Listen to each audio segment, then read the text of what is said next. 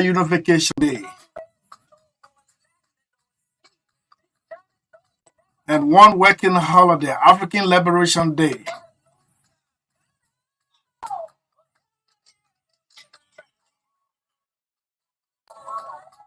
Tonight in Dallas, Texas, Arlington, Joseph Yima Boaka meets Liberians and hears their plea or their input on how to run their common patrimony, Liberia. Free information.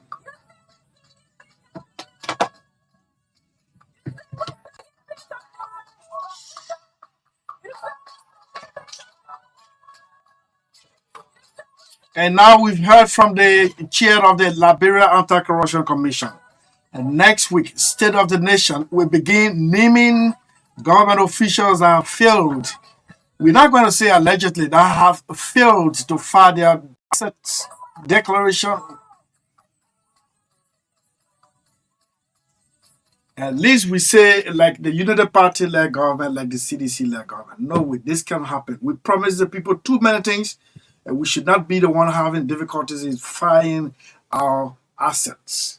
Hey, man, let's have a little bit of example as we move on. Magdalene, good afternoon to you. How are you?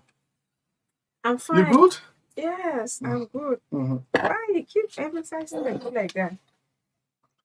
You know, I like to see you happy. And I'm happy. Yeah, you're happy, right? Yeah. Okay. Yeah, I can see that you're very overly excited that you're even using my headset and left yours. Oh, yeah, sure. Sorry, No, you're sorry. really good today. Mhm. How you doing too? I'm good. All right. I knew I was feeling uncomfortable with the one that doesn't fit on my head. Yeah. Yeah, this is for you. It is customers. I see your name, Finder, on it. No. How are you? Please. Yes, I'm fine. It's good to be back on this sunny afternoon. The last time I saw you off here, you were headed for a church revival. How did it go? Yes, fine. Okay. Why you bringing church revival? Oh, Please. Yes, I mean yesterday. because I saw you rushing. I don't know. I'm getting late. I have to go. Oh, you I really have to want? go. Please. I have to go. You know you're not supposed to be invading my privacy. I went Is for that revival. privacy? Of course. Really? Wait, you asked me whether you really wanted to know whether I was going for revival. But, But she, I was actually going for revival. We that all is me. revival. I know your church schedule, and yesterday was one of them. So I'm asking you, how did it go? I don't trust you when you're asking that. No, That's- you're too nice. You do. Yeah. You're too nice. Yeah, Okay. but on a serious note, So let me take you on. How was your night? no, but I went for revival. We are on a revival, and in fact, the team is model a godly role models. No, my people, you're sorry. I come in. Let me get the team. It's very interesting, very interesting. And I come here, I will get it. So it's gonna be here. It's gonna be back this afternoon on. Okay, so the team is model as godly role models. Mm-hmm. So that's a team for the revival, and because we'll be celebrating our models on Sunday, the second Sunday, and we're inviting those of you who we invited. Yes, we will be glad that you attend our program. So we're having a week-long revival, and then it will the Mother's Day celebration will be on Sunday. Mm-hmm. So I mean, there is nothing you keep asking, and I really appreciate that you asked. Yes, I was actually running for a revival, and I wish I would invite you, but you have to drop. A lot of people want you. You hear? Mm-hmm. Yeah. So yeah. Sometimes you have to run home. Sometimes you have to go pick up Chris Junior. Sometimes you have to pick up some friends and family. So I acknowledge that as well, but I was going to invite. Thank you, Odesco. Odesco Tape. Going to church is privacy. No. It is not about going to church. It's privacy. that no, nobody should come in the can toy and cast on the AC. No, that's not what I'm trying to say. Ah, He's let's do to the commercials now. invade. No. Let's He's, do commercials. wait, right here, please. He's trying to invade my privacy. Okay. Yeah, going to church it seems, but why should I be serving God and be hiding? I mean, I'm in the free land and I appreciate that, I'm a Christian for that matter. I don't hide, I be doing all my, yeah, but I'm a Christian and I identify I'm a Christian, a sinner for that matter, and who acknowledge that I'm a sinner and asking God to help me. And my boss man too. Yeah, he always tells me that he's Hello? a very big Hello? sinner. Hello? Who calling on this number now? What you say?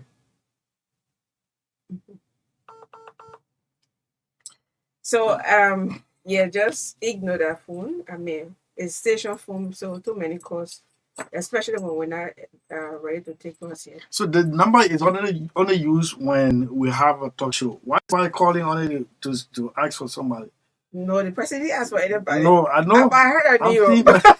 If the person asked for anybody, I say you must stop. stop Right what? now, we gotta take commercial. Let's go to Echo Yeah, Bank. so Echo Bear remains the best man, and I seen people signing up here to Yeah. yeah. So let's take Echo Bank, come to Orange, and then we still waiting for AFL. Much talk about, much heralded inside the AFL. I think the police said yes. We have advertising. We ourselves getting tired now.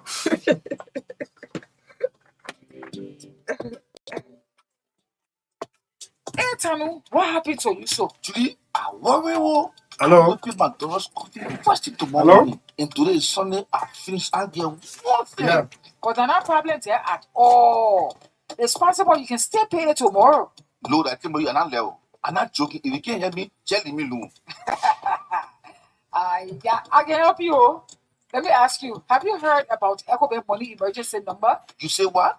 Just leave me alone. I'm telling you, I need to pay my money tomorrow morning first thing. And then be open way 9 o'clock. They can't help me. But you're not even going to the bank, Tanu. All you have to do is to dial star 326 hash and request 50% of your salary. You will pay EcoBank back within 30 days, and the interest are only 3%. The money will be sent to your account in a minute, and you can use your ATM card to withdraw it from any EcoBank ATM.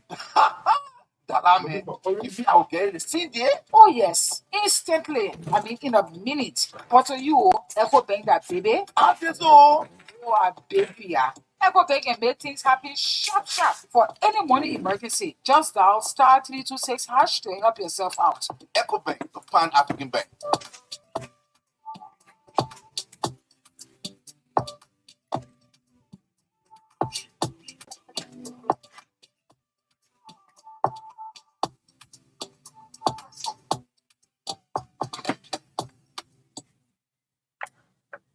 Yeah. Okay. So yes, orange is coming up in a bit, but let me get this one off. Is about the same orange. Orange remains Liberia's best GSM company. So listen to this one. Orange network available in Cocopa Camp Nima. So you're the best network in Liberia. Cocopa Camp 6 and Tap Tiapa, both of Nima County, are now connected to the best network in Liberia. All of our services, including Orange Money and Orange Energies, are available in these locations. So welcome on board. Yes, you get that? Yeah. So so Cocopa Camp 6 and Tiapa, I hope I'm getting the name right. Both of Nima County are now connected to the best network in Liberia. So to our fellow compatriots there in Nima County, this one is coming up for you and those of us who visit Nima. Yes, it's a very good news coming from Orange Liberia. That's why Orange remains the best GSM company in Liberia. Cocopa Camp 6 and Tiapa, both of Nima County, are now connected to the best network in Liberia. All of our services, including Orange Money, Orange Energies, are available in these locations. So welcome on board. Yes, Orange cares about you. All right, so that's it. And so enjoy the best network. Orange remains Liberia's best GSM company. Okay, so let's take this one with EcoBank. Those of you who do not have not yet started your process with the salary account with EcoBank, what are you waiting for?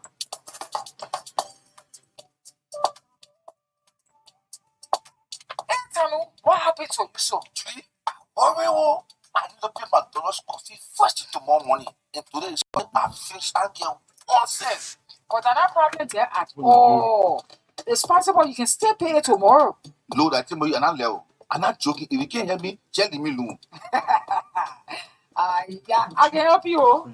Let me ask you, have you heard about EcoBank Money Emergency Number? You say what? Just leave me alone. I'm telling you, I need to pay my money tomorrow morning first thing. And then they'll open way 9 o'clock. They can't help me. But you're not even going to the bank, Tanu. All you have to do is to dial *326# and request for 50% of your salary. You will pay EcoBank back within 30 days, and the interest are only 3%. The money will be sent to your account in a minute, and you can use your ATM card to withdraw it from any EcoBank ATM. Dala, man. You mean I'll get it the same day? Oh, yes. Instantly. I mean, in a minute. But to you, EcoBank that baby. I think so. Oh, I beg you, yeah. EcoBank can make things happen sharp. For any money emergency, just dial *326# to help yourself out. EcoBank, the Pan African Bank. TREP. Yeah, pa.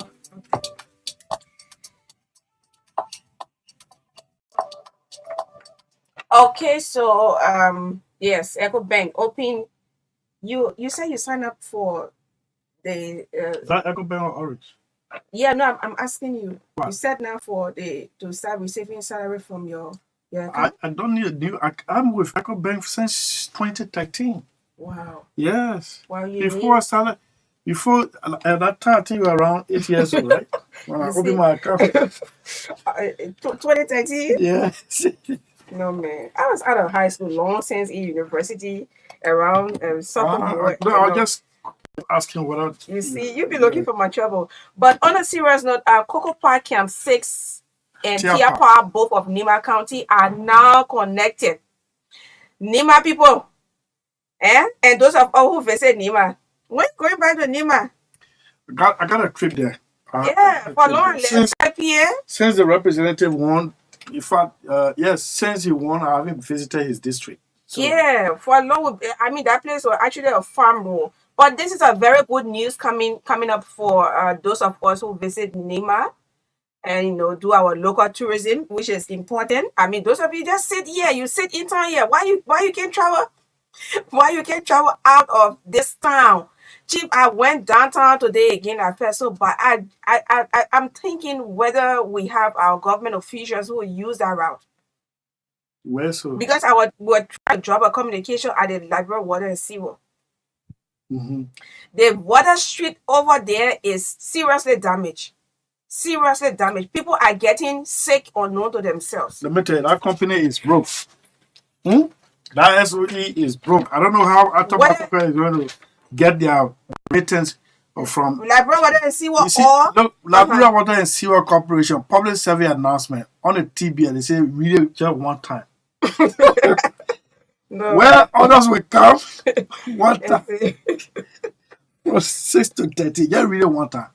Yeah. So every time you read it, It's not far. the thing's not far with more than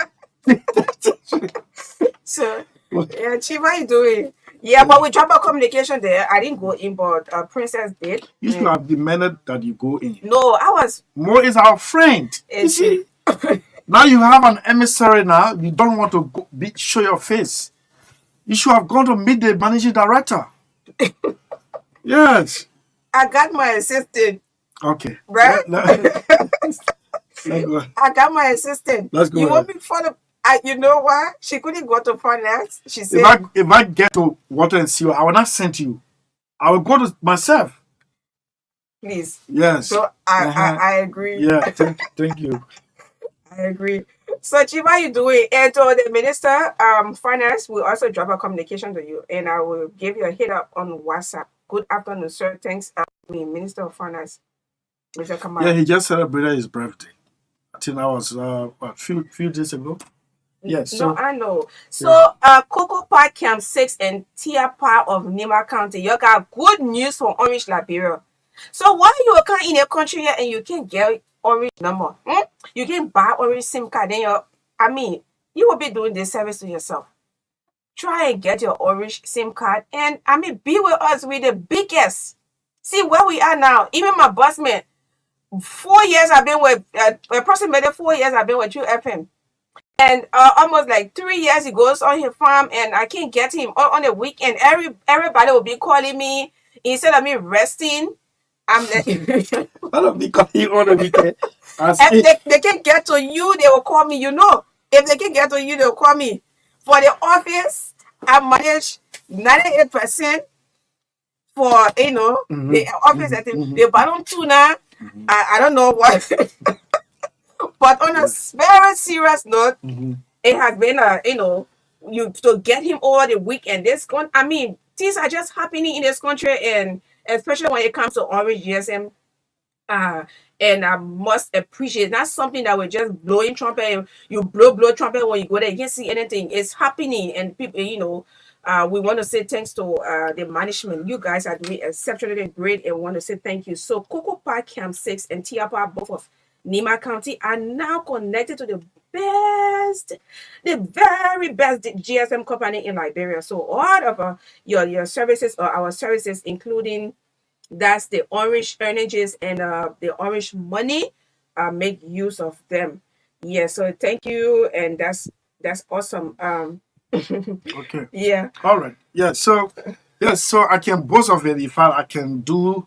I can now connect my smart TV on the farm to watch a live movie on YouTube, because Orange just erected a booster, a very strong one, just like 500 yards away from my installation. So yeah, that's why when you call me these days or on the weekend, you will get me, because the internet, the network, it's floating very, very strong. So that's Orange. But this is what they have as usual. Let's do this one before we transition on this one. Yeah.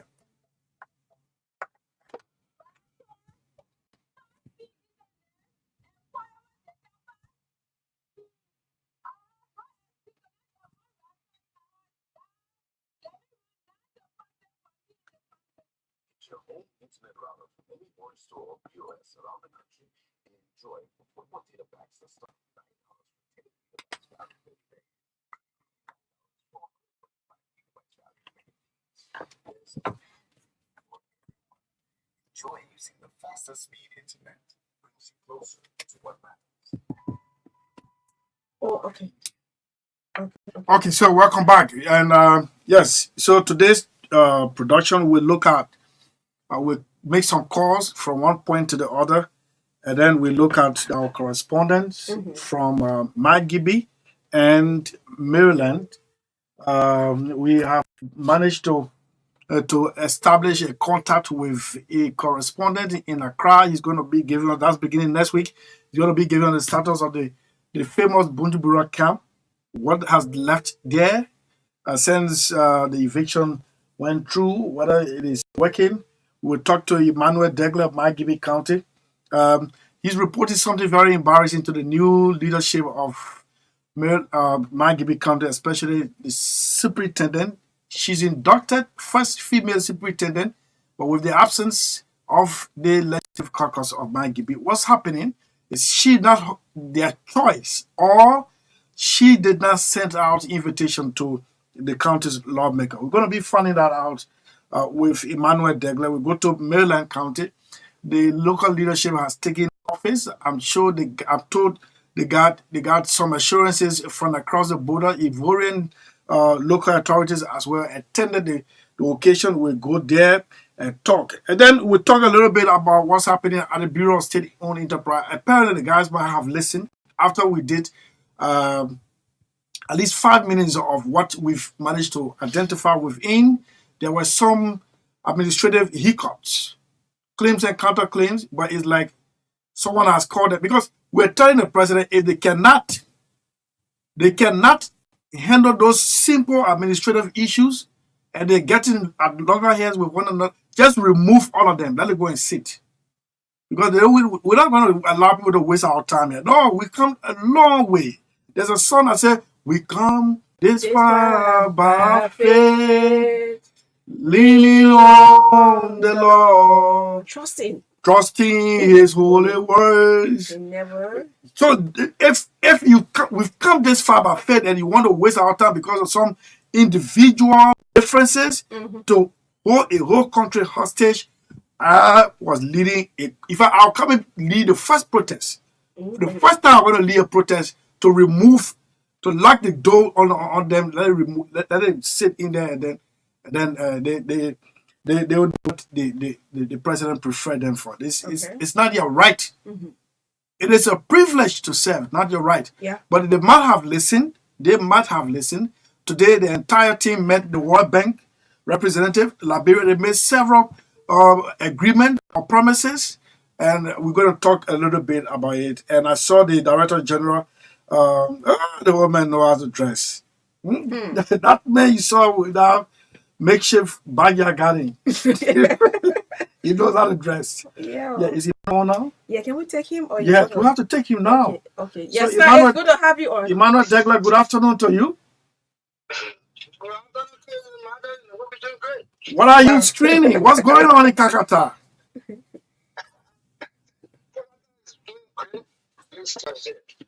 Okay, good. Emmanuel Degler, as a matter of fact, to you listener, coincidentally, is the manager of Classy FM, Mangibi County, Kakata Mangibi County, and is our Central Liberia analyst on State of the Nation.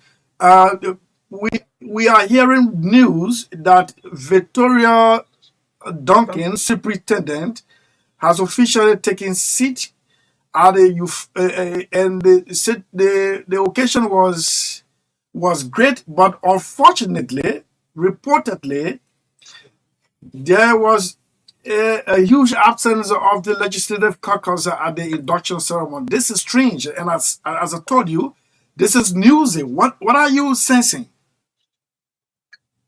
I'm sensing that they are on for a long haul and pull in terms of stability in the county. Over the years, county legislative caucuses and the local authorities have always been this other truth. For the issue of getting authority over one another, in the sense that most state lawmakers impose situations in the county, and the county local authorities for the executive to sometimes opposes it, and it becomes a problem. And there have not been good mood leading to the appointments of local officials in Margibi by the president. Often they something considered their tradition in Margibi, where the fact that they had Gibi, and they had a marshal and the Gibi territory. Marshal territory came from Mosoralo County, and the Gibi territory came from Bon County. Both were joined to make Margibi in 1984.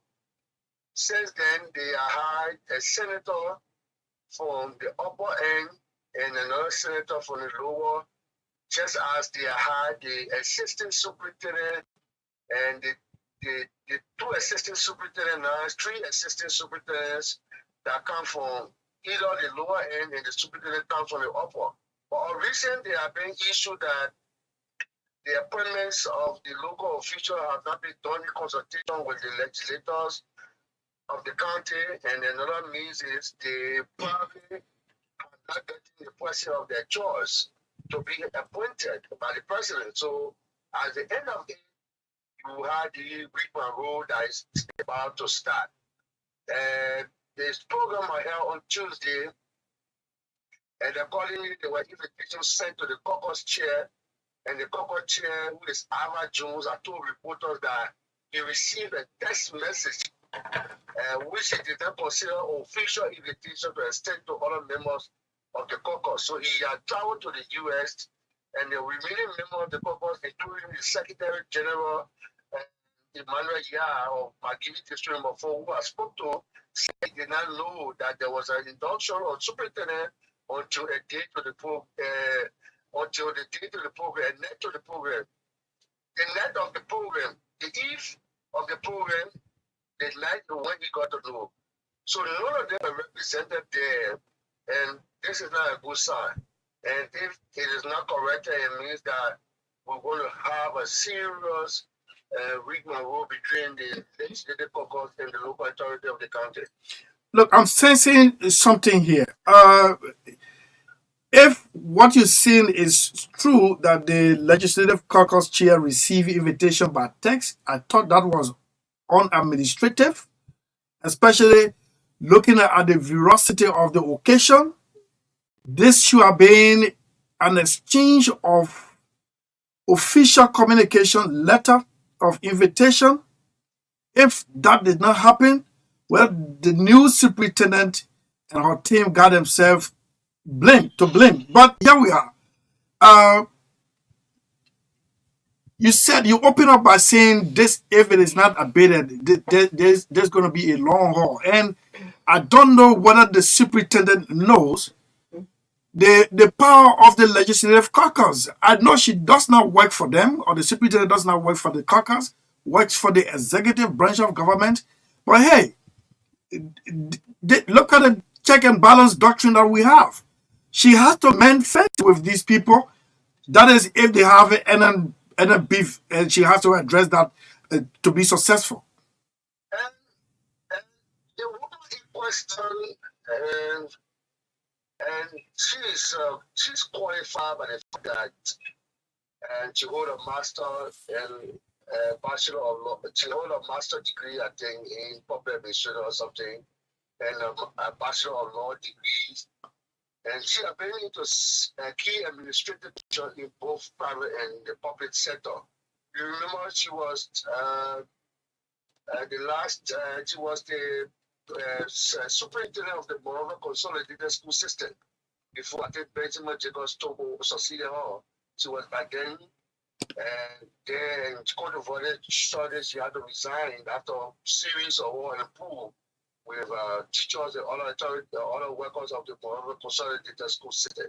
She worked as a former assistant superintendent for development, and she resigned before being appointed as a magistrate by the Presidential League in 2016.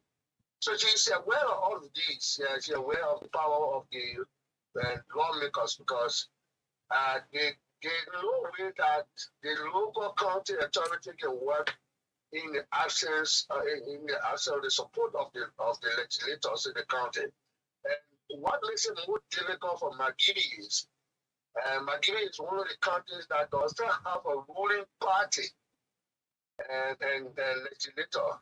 All the lawmakers in the county are independent or opposition.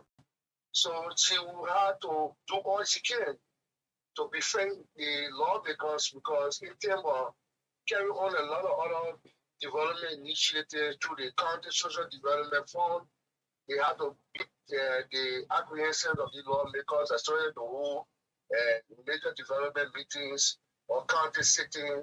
So she has to do all she can to lobby. Relationship with them in order to avoid extra embarrassment. So, Emmanuel, quickly, what is her next action, plan of action? What she stated that she will start the ground rolling, calling for an audit. She has called. She said she will call for an immediate audit. I think in her first 100 days as superintendent of the county, she will ask the GSC to do an audit of the past county administration in order to know. You mean the immediate past, right?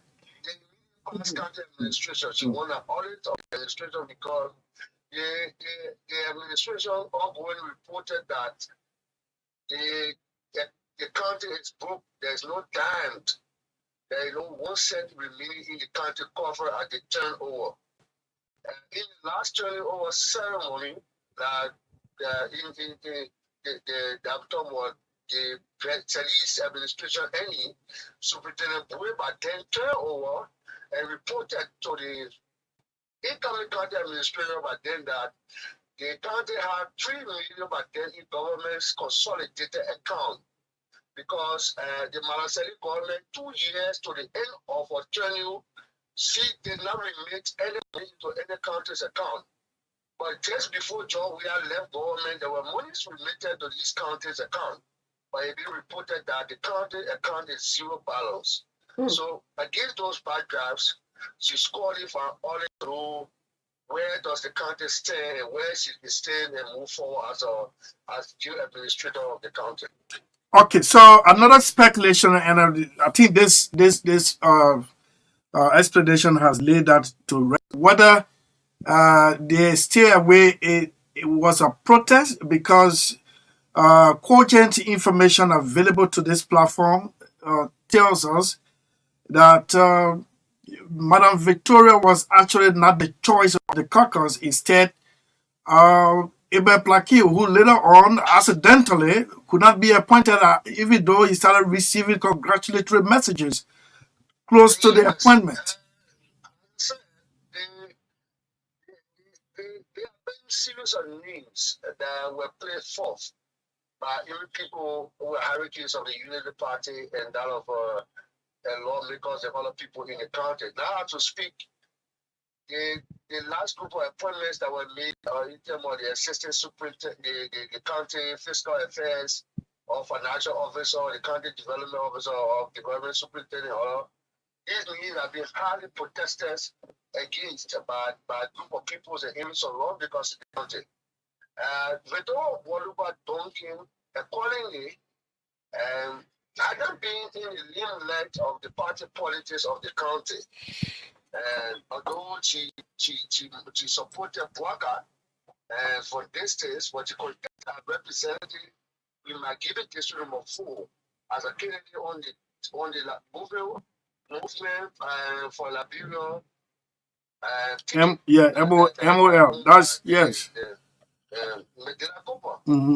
She contested on that party ticket, and right after the elections, she been out and she went to the states, and she been mostly not in the direct activities of the county politics or the party used the party politics.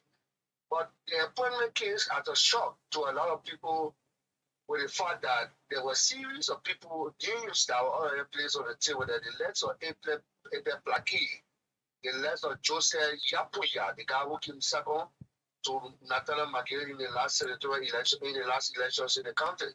And then even at a certain point in time, the former representative Balan Sisi and others' names surfaced. Even there was a certain point in time that they were resolved to bring back John Bowie, who they consider a sitting administrator to be able to handle the affairs of the country in the wake of in the absence of the country, the Union Party not having any lawmaker, because he will be able to service the situations in both being a sitting administrator and an expert who they consider in local governance. By the end of the day, Fredo, whatever talking his surface, this came as a shock to a lot of people. And even now, the women in the country are also divided on different lines. There are women in the country who were thought that Cecilia Doe, which is a county Unity Party chairperson, who are being the superintendent. There are people in the country who thought the secretary general of the party in the country, which were being the superintendent, which they are opted for from the very beginning of the Bwaka's administration. So there are different interests that are interplaying along the way that led to the appointments of the superintendent today. Anyway, these people must still go on to their interest, and probably because some of those reasons that you have the lawmakers now being divided on why she became superintendent or why they're supposed to be divided on some of those bases.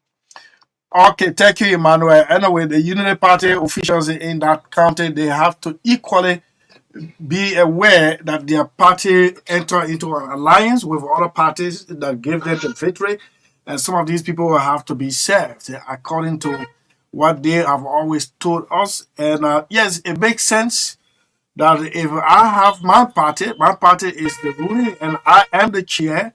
Well, I should not be sitting on the bench in a particular electoral district. Interestingly, Chris, to leave you, no official of the Union Party might give appointed to any position. Even the county's campaign manager, John Bure, who are opted to be internal affairs minister, but later his interests were being tabled, and no one knows where he's going to go as the list of appointments are completely integrated gradually. So that's the issue in the country. And I hear no worry on our. He's not alone. He's not alone in our worriness. People who are sitting on radio all over the country, there are people that worry. The appointments are being depleted. I agree. I like the terminology you said, but he's not alone in worrying. Let me tell you.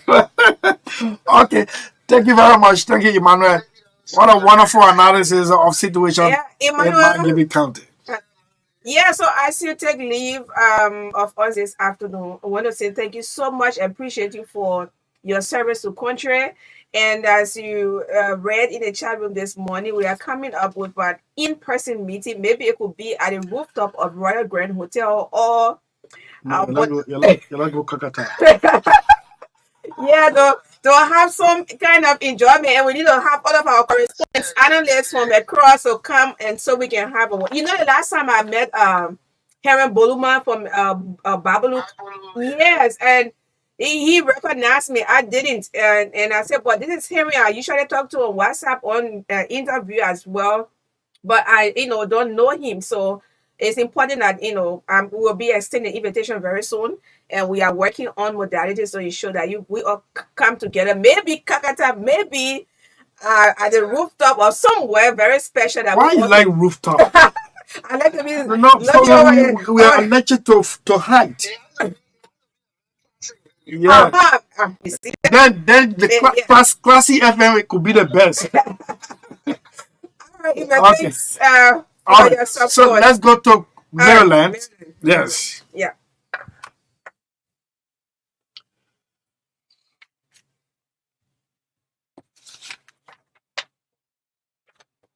Before Maryland, let's go back to Margibi. Oh, the Channel woman? No. This guy. Call this guy. Okay.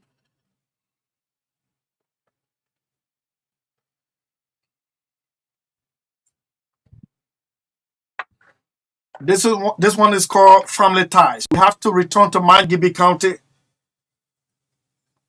A citizen of Margibi is in distress as a result of a court ruling. Koluba Yankama, we are right at your doorstep.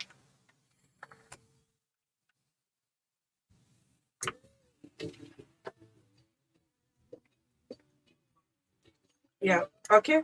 So we have to bring this one down. Return to Kakata, Margibi County. We're speaking to an ordinary citizen, Koluba Yankama. He's in distress according to what he told us. A court ruling has led to a complete devastation of his life, about what he has been owning over the years, and that includes a trust in the grave bearing his mother remains. Koluba, good afternoon to you. I'm good. What news from Kakata today? Well, it's not good. I went to Kakata on Saturday. Okay, so I got a rate here where a Fuller family is ordered by a court in Kakata to take possession of a property that which you are also claiming. Tell us, what do you know about it? On 2014. 2014, I was there. I saw through a gentleman They came and said they are buying land. When they get to buy the land, they found the survey line through my village. They divide my village into two. I said, no. They said, they don't want to allow to go back. You have to do it in summary, not detailed now. Because yes. Yeah, fast forward. Yeah. And sold the place to the black people who went to court. But before going to court, the judge at Kakata invited me for a conference. I had there. They cannot invite me on Igbo. They tell one, the next day I wouldn't saw myself hang up and taking the Kakata and pull behind back. This is not in front of the judge. Yes, Koluba, I said let's go to the latest, the rate. What happened? Yes. Yeah. Yeah. The both probably from Kakata and told me, say, police are here. I said, I'm coming. You call me for the second time, I'm coming. When I'm approaching the farm, I heard what's coming. I told the choker and get in front of them. I saw over 20 police with ammunition and gun. And the sheriff stopping. I mean, where are you going? I said, going on my farm. They say, we got rid of you. We got the radio. I don't bring the rate. I took the rate and rain. It was not signed by anybody. They are raised the issue here. I said, that rate is not signed. Why is it not signed? He said, how can I fix it? I said, okay. I beat up the police answered me. I found I went to my farm. When I got there, all my door was around and they put some machine there outside. They released my animal, my chicken there, and all of you. Then I was not feeling fine. I decided to leave. Before 11, I left the farm and on my way to Dusa. I'm going to Dusa, I received a call and telling me that they are bossing all your buildings. Another time, another person called me, oh, the body of Margaret. Then salary, my Margaret has been bossed. It's really so in China. We buried the old man 3 years ago. December 5th, making 4 years. And all of them run away. The farm manager, he led the group from Maroya and Sogo. He led them on the farm with policies. It was so good that I left salaries or the copy of their body. Okay, so the most interesting thing is that who is the new owner of the land? Coming in. On whose behalf the people were acting demolishing your home? Who owns the land now, according to the rate? Well, as far as I know, Mr. Sadiq, the land is now owned by the Kula people. But the police are warning them the thing. Another case will come out. The new grant that I have, he owns the place. His father acquired in 1950. Some are be a tournament. So where is that grantor? The brother is in Kakata. And what role is he playing into this situation? I can't tell. But you're supposed to be to the court, right? I'm going to be Mr. Sadiq. And when quiet tomorrow, I'll be in Kakata. But in the meantime, the new owners of the Jallo family, you could stand the risks of losing the property, and then what next do you do with the grave still open up? I'm going to put on the superintendent, the president, the vice president. They should see into this case. It's very great. My mother's grave is open and it's reading on it. It is not only the matter of being open. It's environmentally dangerous for those living around there, and you're very safe. Yeah, that's why I keep away. But tomorrow I'll be in Kakata. And I'll go to the police to carry my grievance and take the police to go there and ask me what have been done to Liberian citizens. Is this how we treat one another? No, let me checkmate you, Koluba. In this case, you can say the Jallo family. We don't want a tribal lineage.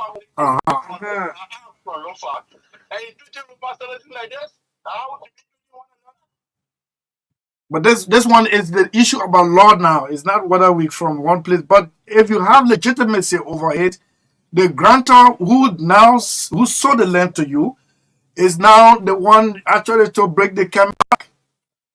Yeah, Yeah, that's what we're working on now. Okay, thank you. Thank you very much, Koluba Nyakama.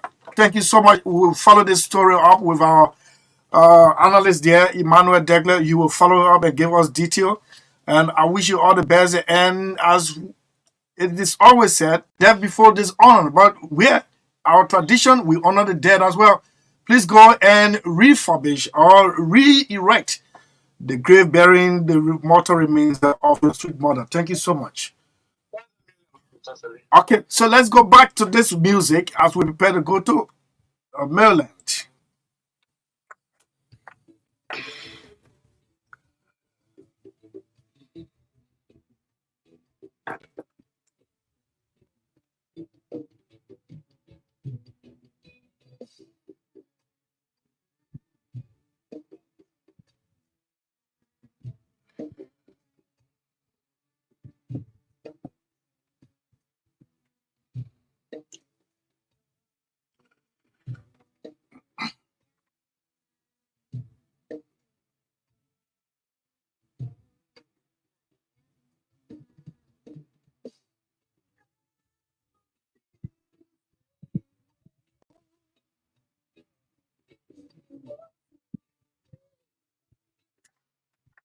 To my cousin, Jacob Selma Jr., one of Liberia's best physicists, electronic physicists. You're there in Kakata, Magibi County. Good afternoon to you, cuz. The senior brother of one-time Liberia broadcast journalist Anthony Selma.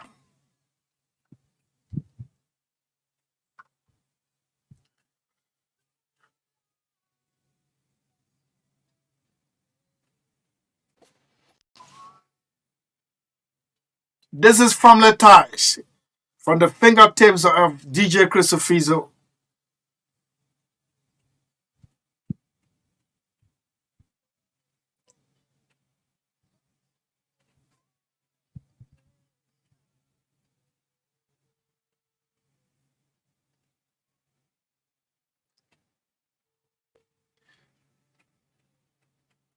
Do you know where your son is tonight? What's about your daughter? Coming up at 3:30 to 4 o'clock. Anti-drug hour. There's a new drug town, I'm told, called Zombie. Yeah, hold on. So we'll bring this one down to go into the dead end of the Republic of Liberia in the eastern portion of the Republic.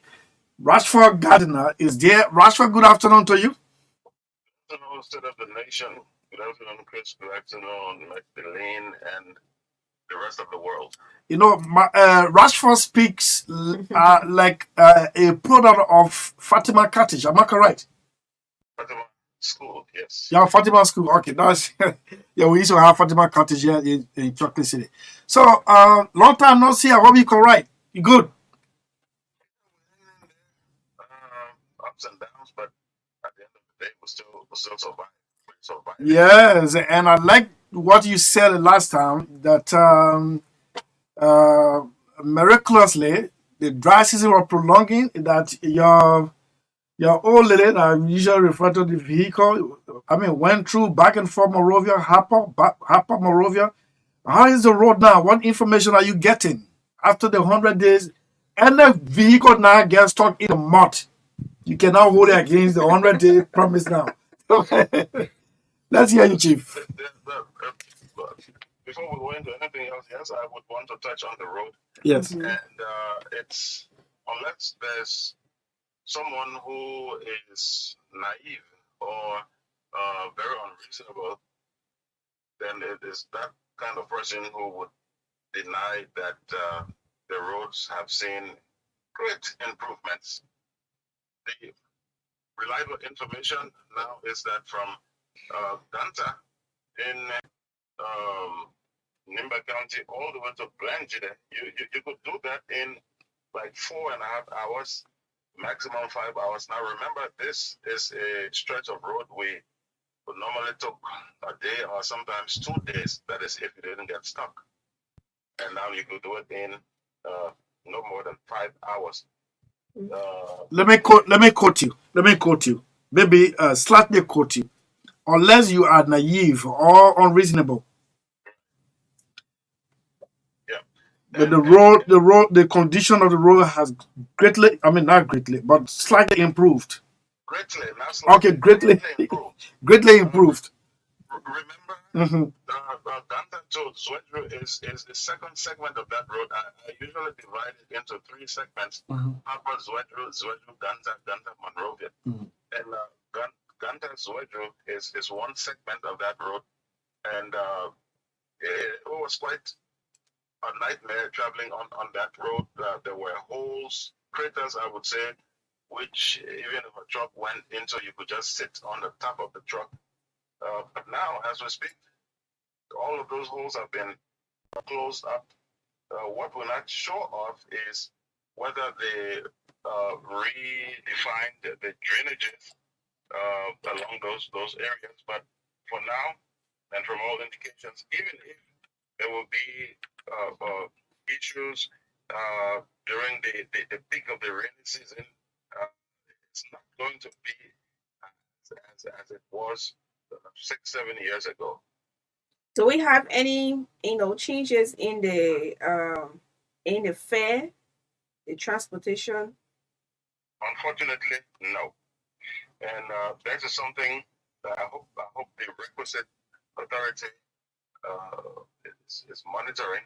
This is something the government needs to seriously look into. Imagine traveling through Ivory Coast from Maryland to Monrovia. The total will maybe be, and then we're talking about double. It's about 1,500 kilometers. You're not spending more than $60 going through that route to reach Monrovia in a commercial vehicle. $60 is just maybe 11,000 or so Liberian dollars. Just imagine each person is required to pay 15,000 Liberian dollars from Monrovia to Harper. That excludes your luggage. And imagine how much it's going to cost if you're bringing goods to sell and all of that. So that's something the government needs to look into. The Minister of Transport should design, come up with what you call it, fares for these distances out of town. And this is going to help to allay some of the suffering of the people, because when the business people pay so much to get their goods down to Maryland and Sino and other parts of the southeastern region, they claim that the transportation issue is high, and so that they have to make their profit, and so that's it. But the roads are improved. There's work going on from Kanwiken in River G towards the town of Kilipo Kanwiken, which is usually referred to as Small Kanwiken. Even though there's still an issue just before entering Kilipo Kanwiken where cars are getting stuck, but the team is moving towards that end.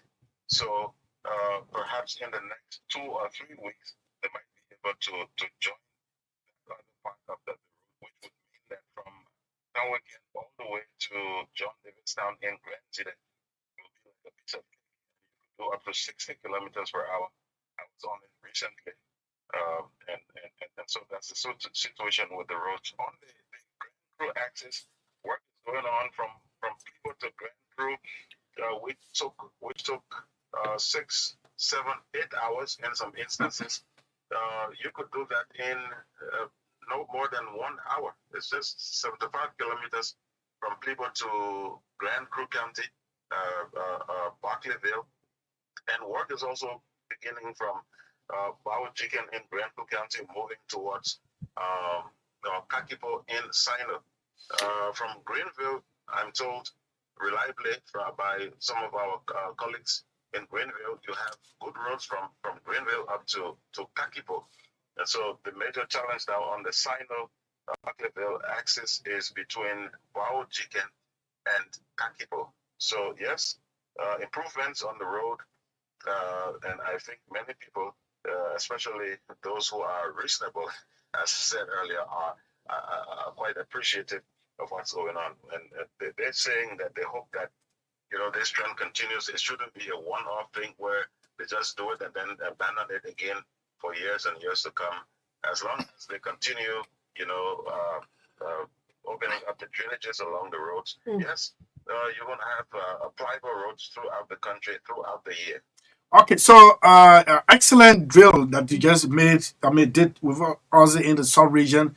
I don't know about other road construction, rehabilitation, but the one from Broadview Store going to Bopolu, the company, particularly Broadview Store Bow Corridor, the company is hired for 24 months, recondition and maintain until 24 months. That's 2 years. 2 years. I don't know whether I mean, similar thing applies to the other contractors on that end, but it is a good intervention anyway by the Bakale administration. But let's do this one. The local leadership has taken over in Maryland County. I still see the city hall, that stylish city hall built by Totman in my face right here. And I know that was the venue of the occasion.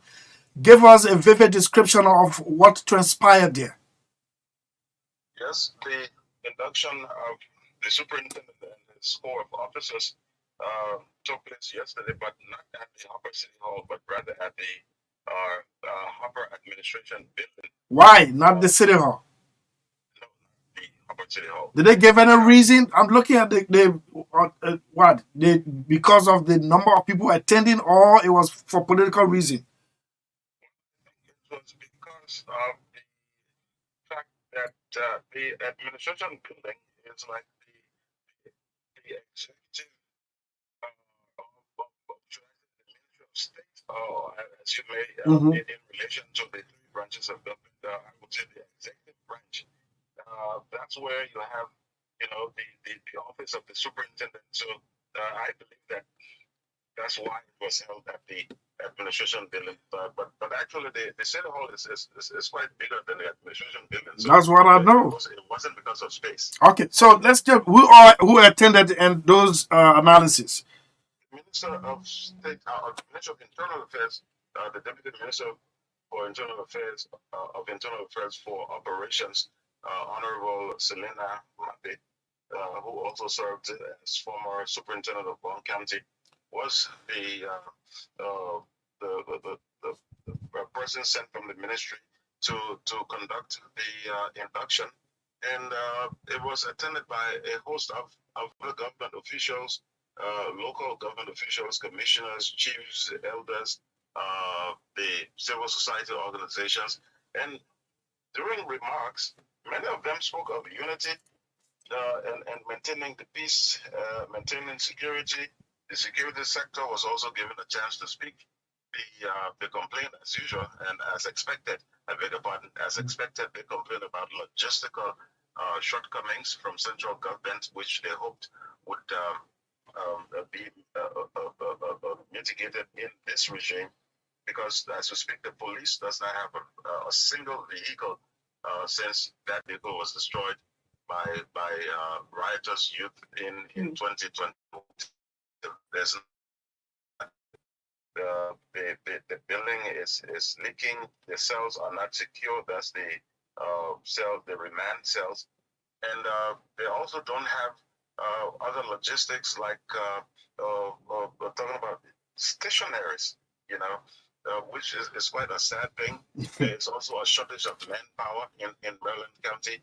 I think the entire county has no more than a platoon size of officers. That's about 15 officers, which is dismal.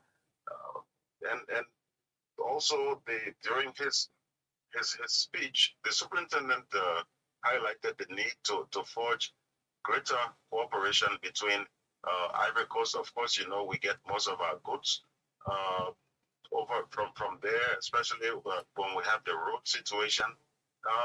And strangely, a delegation of the Ivorian prefecture of Tabu was in attendance. So this shows, and this is the first time, that having such a ceremony to have an Ivorian delegation, official Ivorian delegation. So The superintendent himself is someone who has this kind of link with Ivory Coast. He's well respected in Ivory Coast, well known.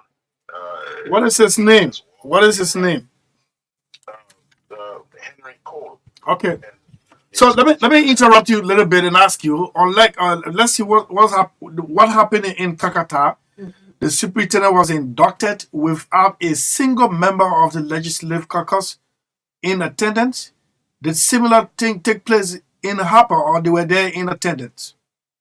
They weren't in attendance, and I think understandably, it could be ascribed to the distance between Monrovia and Harper. But yes, the caucus did send a message through one of the local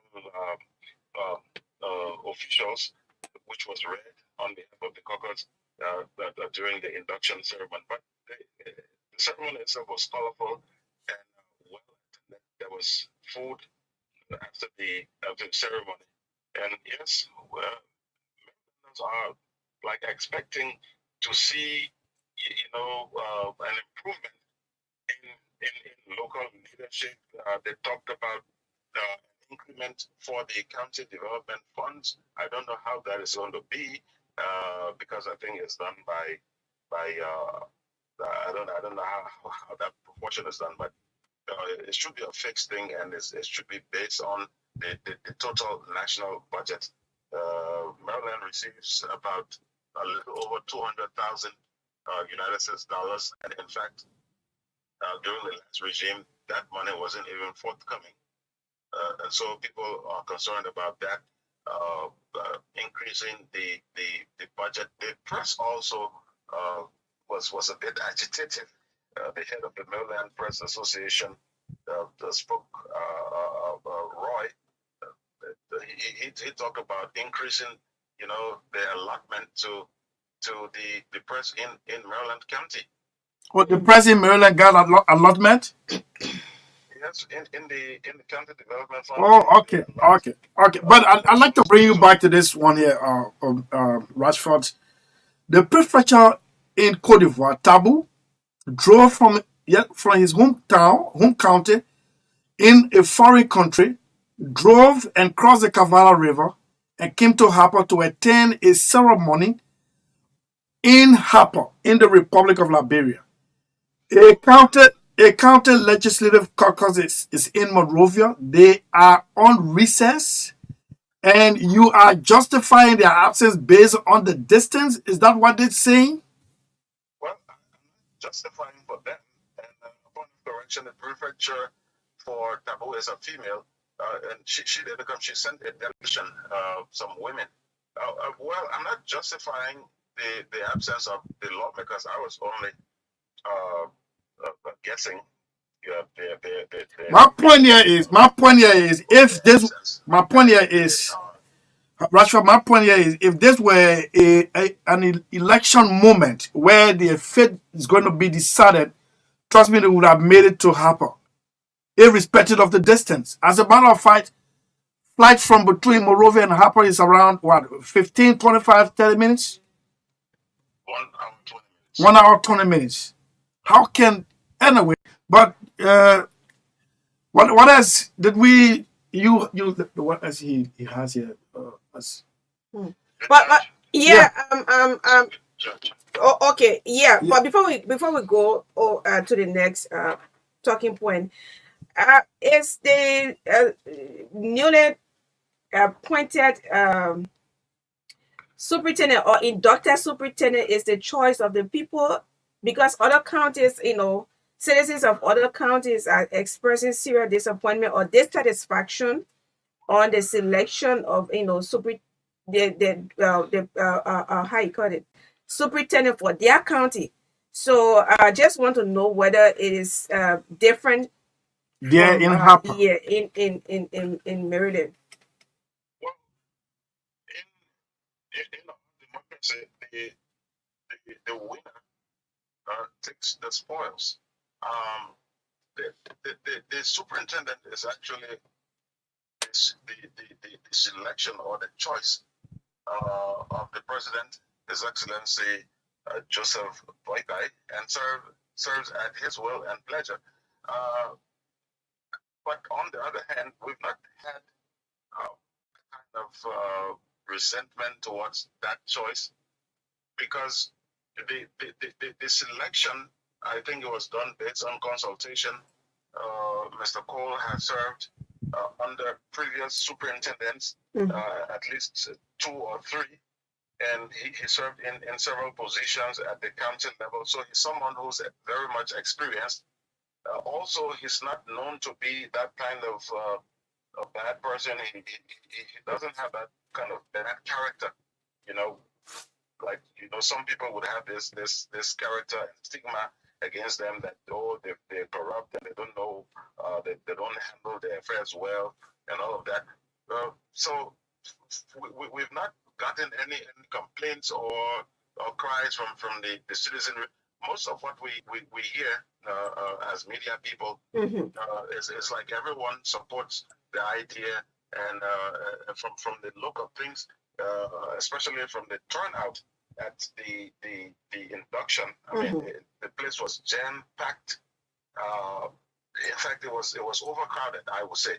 I think that many Marylanders, support the selection of President Boykai as vice juror in Maryland County.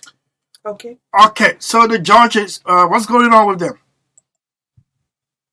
The Judge Nelson Topa, yeah, the presiding judge of the 4th Judicial Circuit in Maryland County, as you may be aware, was sometime in March besieged at home, and based on that, he had to flee Maryland County for his own safety, which is understandable.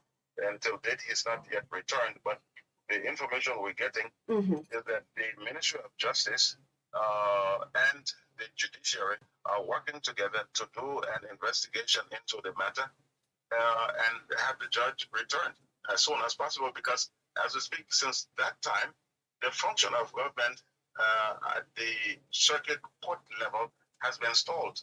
There are cases on the docket which have not been looked into. There are new cases, maybe appeals coming from the lower courts going to the circuit court, and those cases are all stalled. And so the function of government when it comes to the judiciary branch is like interrupted down here, which this is something also that the central government needs to look into, because it gives a semblance of weakness, by central government, where a handful of people could just come and judge out of yes. I mean, that's complete lawlessness, and we're still looking to see what central government is going to do, because if this is condoned, it's not going to augur well for the rule of law and all of that, and the law should be applied equally to all. So if I break the law today, I should be penalized, and if you break the law tomorrow, you should be penalized, based on the gravity of the situation. But that's it. We hope to even have the judge, His Honor Nelson Topa, in an interview tonight, and then we'll furnish you information. Yeah, I was just about to ask you. Yes, I know he made he did a speech. In Liberia, we are very good at nice speeches and everything. I really respect that. But what is actually on his to-do list? What is his plan of action? I mean, what he plans to Paharitas? For the court, she works. No. I'm taking you back now. I'm sorry. I'm taking you back now to, you say you're going to have an interview. Is it with the judge or with the superintendent? With the judge. Oh, okay. I'm sorry. All right. So yes, we have to go. Thank you so much. Yes, but what exactly the superintendent, what is his plan of action? Maybe what he plans to Paharitas in his first 100 days. And the reunification of the county, which, Okay. of course, as you may be aware, is badly divided when it comes to politics. We had several issues down here where people from different political parties were in conflict, some to the extent of becoming violent. And so his priority, and from all indications, we've gotten signs from the Maryland County Legislative Caucus that they are prepared to work with the newly inducted superintendent. And so his first priority, according to him, is peace. His other priorities would include bringing in the Maryland County diaspora, which, as many people may know, are very wealthy in the United States. But because of these issues wherein people come and claim land, for example, as we had with the people from Big Town, and people are accused falsely of things they didn't do, and all of that. So it's like the diaspora Marylanders are just staying away. You know, recently we had 30 of them visit to think about investment and see the ground and all of that, because most of what they hear is bad news from home, and so they just have decided to continue living in America with their money and not come home. So now they'll be coming back with their money. Yes, under the leadership of the new superintendent. We had a change of regime. Okay. The first thing that encouraged them to come over 3 weeks ago, the harbor was packed full of people from the diaspora of Maryland, and some of them were even second and third generations. They were even born here, but they came, the one from the county viewed potential investments, possibilities, and all of that. So yes, that is also part of the superintendent's priorities, to work with those diaspora Marylanders, in seeing how best to forge the county ahead. Okay, so we got 2 minutes to go.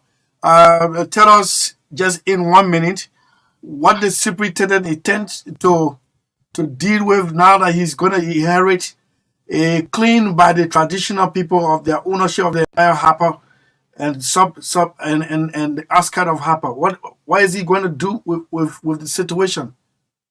That situation will require some discussions and whatnot, but for now, it's at the court, and so first the court has to come up with a decision, and then after that, you have the issue of having people's expectations managed. Some people may think that, oh yes, we are right, and unfortunately, the people have been misinformed that that they have the traditional right and claim to the land. The Land Ownership Act of 2018 and acts of Philadelphia, Jacksonville, and all of which they basically came to be theirs. So these things have to be explained to some of them, and then maybe people would understand and try to just forget about.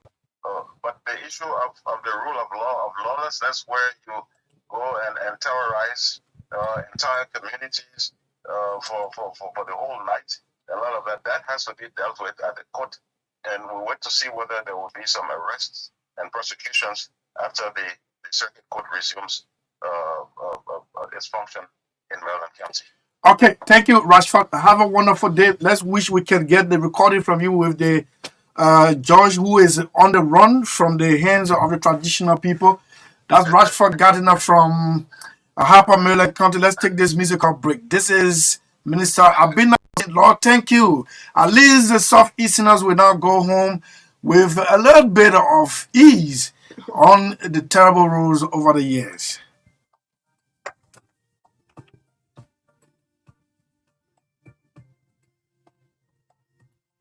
No, sorry. No, so let me do this one. This is it. Oh, DJ, you making mistake? This This is Ablakoto.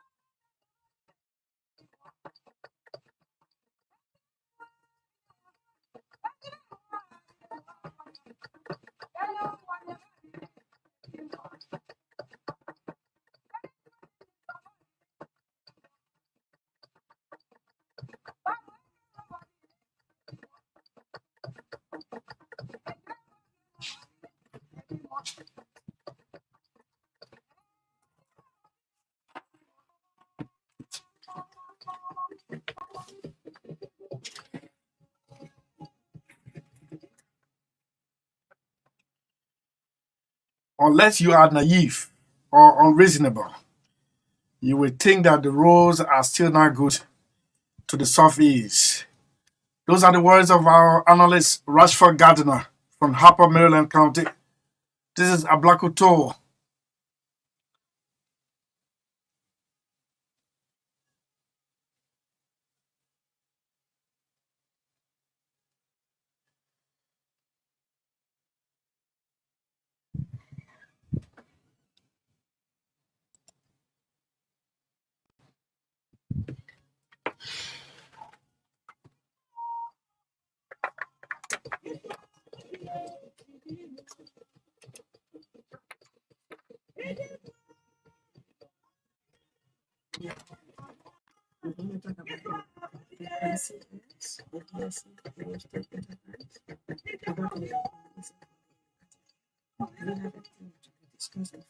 Briefly, I just want to talk briefly.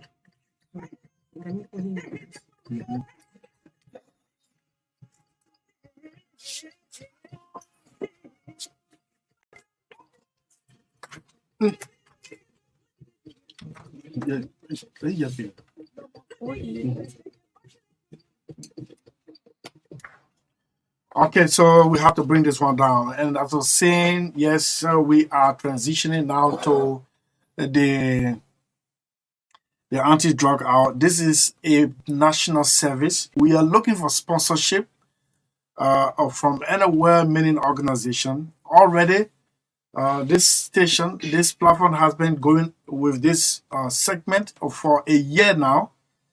We need to take stock of ourselves, whether it's making any impact in the life. That is, we have to do our own survey and come back whether we should continue or not. But this is a national service. You know, before we come to that one, briefly, let me tell you what, as I said, what happened at the Bureau of State-Owned Enterprises. Now, in my opinion, the guys have come to think that they are there on a national assignment and not individual assignment, and the three of them met the World Bank country representative today, and too many things were said, too many things, and I want to commend, even though he doesn't let to speak to the press, Director General Arthur Massacre and your team for a job turning the BSE into a formidable government spending agency, checkmating public corporation, and the list goes on. We want to say thank you. We will at least, we have to, I don't know whether we should come to that office, tie you people, and then drag you on this platform. That thing, he reminds me of the former MD at the RRA. Yeah. But the front page got to take a picture and lift his face to the heavens. No, but I'm going to be, sorry to say, I'm going to be brutal on the Chief, how you doing? BSE. I'll be brutal on the BSE. I mean, journalistically, I'll be brutal. What kind of public servant will not want to avail themselves? They need to come. In fact, I may announce it publicly. On Monday at 3 o'clock, we'll play host to the BSE and the senior management, the Director General, the Deputy for Operation, the Deputy for Administration. It will be on State of the Nation. And I challenge anyone who let me not challenge you people as government officials. I'm saying you people, congratulations for accepting our invitation. Enough is enough. You saw the puppet dress today? Oh, Siaka? no, The BSE? I didn't pass that way. No, I mean, it's only how do you call it? But even On social media. I mean, even that means a diplomat. Of course, you know. I don't know who handling their public relations. The person can really write the press releases. Okay. They can write.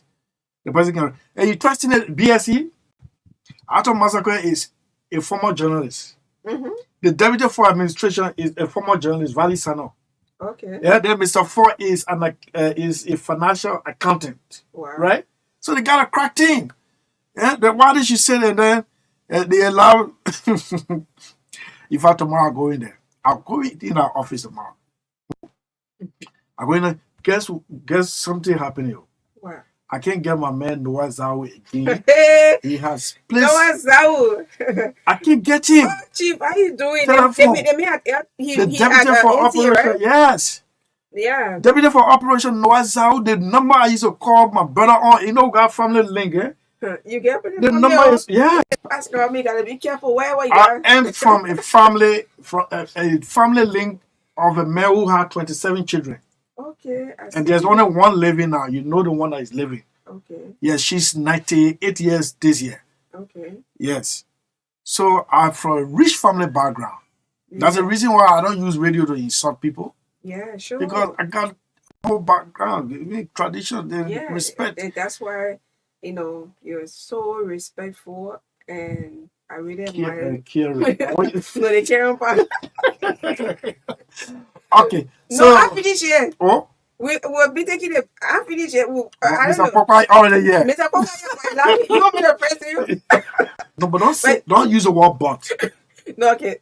Respectful and caring. No, there is something. Let me just say it right here. Sometimes when you have interaction with your boss, I mean our boss, you are my immediate boss, right? Yeah. I admire you. Sometimes his ability can be so hard or harsh, and you just be like nothing is happening, and you are so cool. Well, I mean, I'm a friend. Yeah, that's Yeah. and I really admire that. I like that, and it's a very, very, very good example, especially the people who you are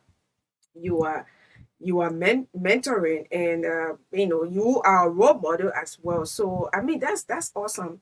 But you said something else, The caring. Gary. Okay, I will make statement another time. Is Mr. Benedict caring? Mr. B is scary. Yeah. Mr. B is scary. Yeah, I of see course it's scary. the one you at the station. Oh no, that was so provoking. No, you didn't declare stadium. Why be declaring asset? That's when it's cold that the only player could go celebrate. I ran down to the pocket to go celebrate. Yeah. I just went in squad and I said, "Chi, I got a drink." You may all walk from that stadium all the way When here. you walk, I was saying that over your car, please. Okay, so it's good to have you. Good afternoon to all of you. Gabriel Williams is there in Sacramento. For He's long. our ambassadorial analyst. He's there in California. Just tuned in to your show and was able to follow the report from Maryland County and the recent visit by Marylanders from the diaspora. Much appreciation for your informative program, State of the Nation. That's what we are made of. We don't take money to insult government officials. No way. We don't. We don't. Yet, what happened yesterday? Let me tell you, sometimes things get tough going. Yes, you know, I own a V6 double, not, I mean, double seating capacity a vehicle. So you know I'm not going to put 1 gallon or 2 gallon in it.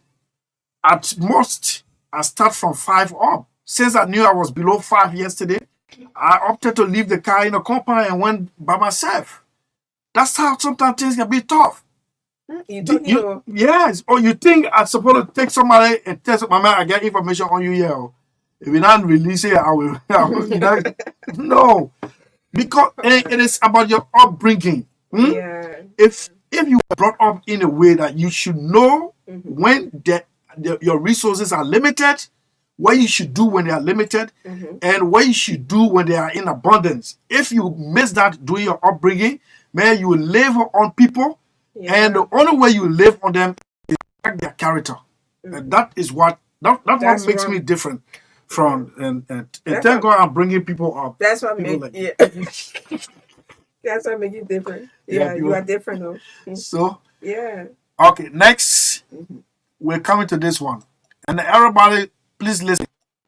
Please listen to this one. We are in trouble. We are in trouble.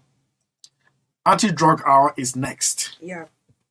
For the next close to 1 hour, we're going to be talking to an expert.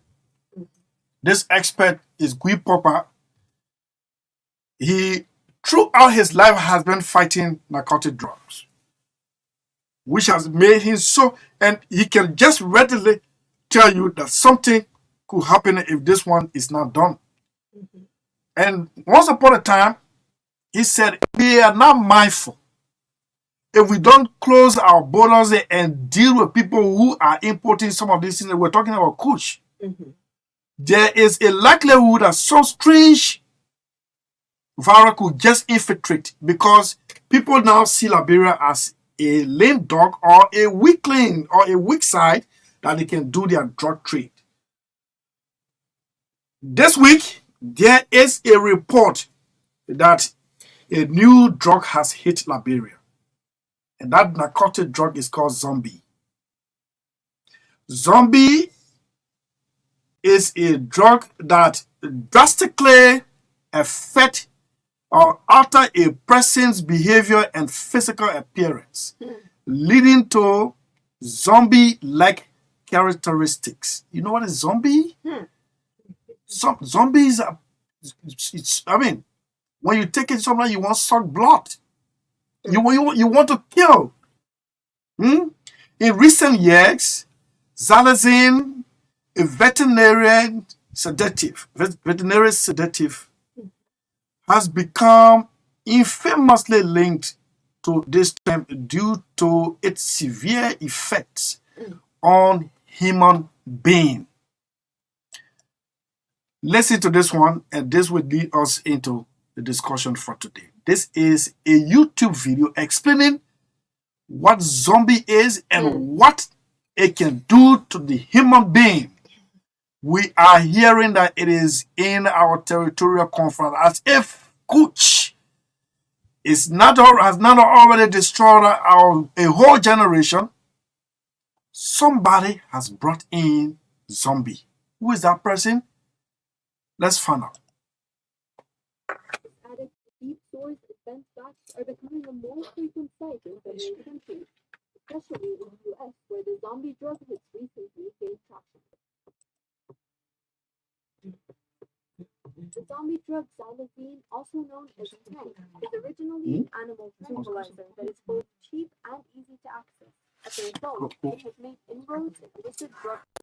Use of xylazine was first reported in Puerto Rico and Philadelphia in the mid-2000s, but experts say that it was in 2020 during the COVID-19 pandemic that it persistently increased exponentially in Philadelphia and in other states. And now, in 2023, it is present in most U.S. states. When consumed, it is known to cause necrosis in humans because it reduces blood pressure, heart rate, and respiration. Necrosis, the rotting of human tissue, can ultimately cause victims to require amputation, and that's where the drug gets its nickname,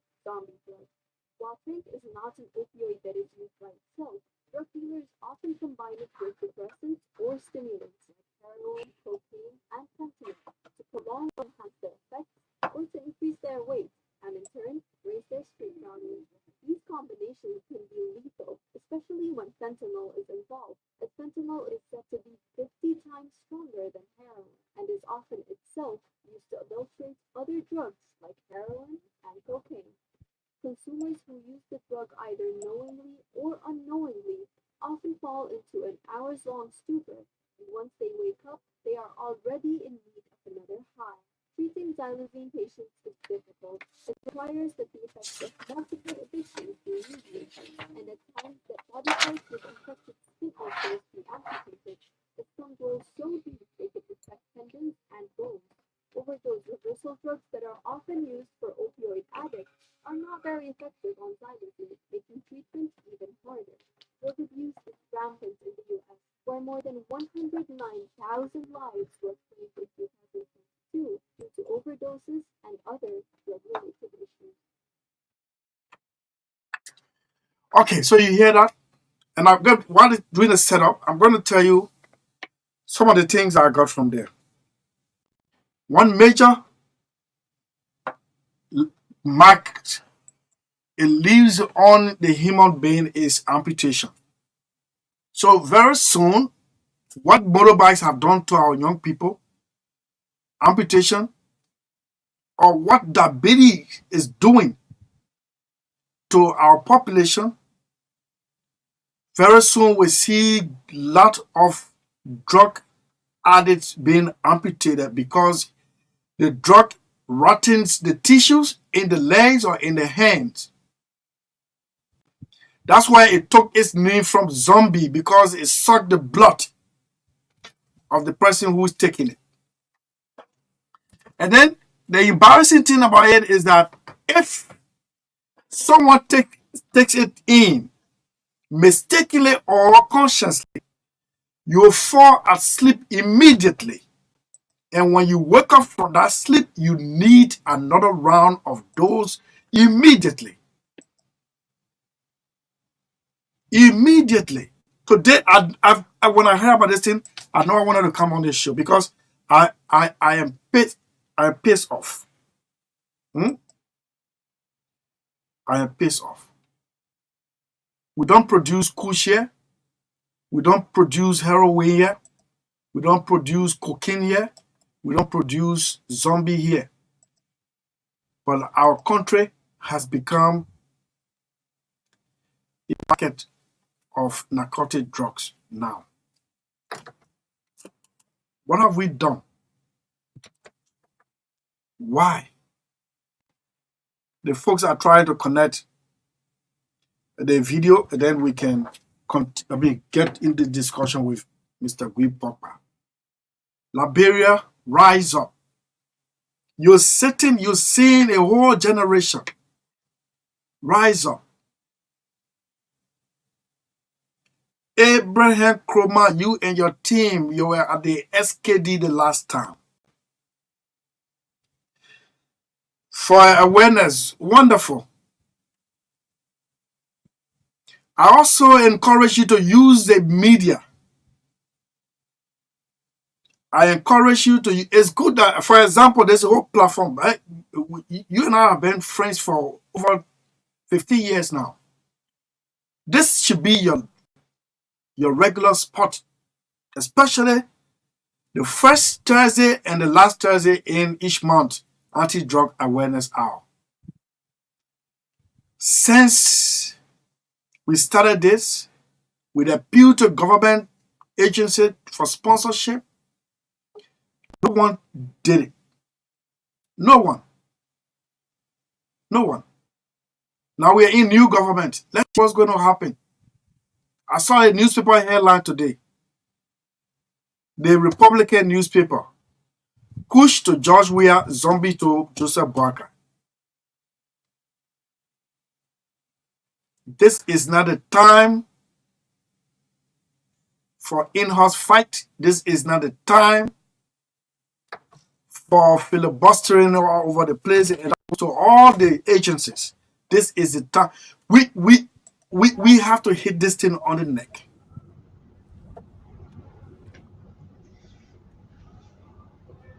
We have to hit this thing on the neck, and that's why we have taken the lead. Why are you listening to a radio station insulting people here? we are taking the lead, or we've taken the lead to give our time. This entity burns 31.3 gallons every broadcast hour, 19 hours. 19 hours, 31.3, 19 hours. We could use some of this platform to sell it, to avatars. We did it for Ministry of Labor. Not a single day, former minister, Yes, what's his name? The former minister, what a single day he ever took phone to call to say thank you. Gibson. We did it for the Ministry of Agriculture. Not a single day. People took the phone to call to say thank you. We are continuing. We are giving these people, they are in for 100 days, says 100 days. Let's see whether we have interest in some of these free to air publicity on behalf of what they're supposed to do for their family, or not family, for their country. Mr. Papa, good afternoon to you. Good afternoon, Chris. Good afternoon. How are you doing today? I'm good. I'm good. Yeah, I'm thank good. you for today again. Thank you for welcoming me here today. Yes, thank you. Also, you volunteer your service, man. And as a matter of fact, you suggested this Yeah, platform. we got a passion for the job. Yeah. Is there any reason why you come in the studio with dark goggles? No reason. No, I just use it for the song. Maybe enter here. Oh, it, yeah, but it has me. It got a lens too. oh, okay, it has Yeah, it lens. has lens too. Yeah. Okay, that's good. I thought you had you had it for recording purpose. No. Like It's just a simple like thing. Yeah, like Bobby came in studio yesterday. He announced that he has a pen that can secretly record people. Yeah, I had So similar pen before. uh so we'll be identifying you one by one. Pastor Bobby, Not bad. Isaac. Okay. You see, the topic here today is so fantastic that we have this thing coming to our country. It's a serious issue. Your own experience as a drug expert. You see, Tell us. sometimes we had this. I heard this thing from the Salone issue Mhm, when Madabio declared a state of emergency on drugs in Sierra Leone. mhm. There was this time when they had that zombie issue there. But for theirs, they use the different. Zombie is a drugs. It's a conglomeration of other drugs Yes, I just that heard makes that. up Yeah. the Mhm, cocaine, the heroin. But mhm. most is the drugs that they use to treat the animals. Yeah, Yeah, veterinarian. Yeah. veterinarian. Yes. So they use that drug to treat the animals, and then people begin to, because if you use it in a couch, it lasts so long. The drug addicts are looking for drugs that they will take that will keep them long. Because sometimes you take other drugs, after 3 hours they leave you, but you take it for maybe 24 hours, you are in it. Okay, so when this drug came for Sierra Leone, they are using the human bones from the grave Mm-hmm. to mix it up and then kick the cell off. So it becomes so So they scrape it, yeah, the dust from the they bone. crush it. Yes. They crush Okay, it, the make the crush. powder, and then Mm-hmm. they mix the other drugs and then they take it. So that is how they so as you listen to the video there, Mm-hmm. where when the drug take hold of you and begin to affect your system Mm-hmm. and develop holes in your bones Yes. until it start to rot. Your muscles Then are getting yeah, rotten. so it causes you to move like this zombie you talk about. Yes. There where I get a name. Yes, That's that's what how it the way the zombie can be moving, That's like it. That's the they experience. they're in slow motion, Yeah, you slow know? motion. They are not to themselves because the brain is not working very Yes. effectively. I even if you continue that video, they have the one from Kenya. Liberia, we are a small country, but Kenya is horrible. If you listen to the Kenyan and you look at them, the journalists going on the field, you see somebody laying in the garbage. They have thrown them down and they are laying in the garbage and then eating anything. All of them got a bottle in their hand, they plastic bottle. You see, they look at the person in riot. Mhm. They face it, eat it like juice. All of them in their mouth. You see, there is large number. It's horrible. You go there, you are not safe, in fact. But you journalists are sometimes strong to go anyway. That guy, if you witness that video, it's Mhm, after mhm. that other video there. So now I give it to. So it is a serious matter. I think I listened to Director Krumah last week Mhm, that they arrested a new drug called Zumi. mhm. You see, it has not been so popular here.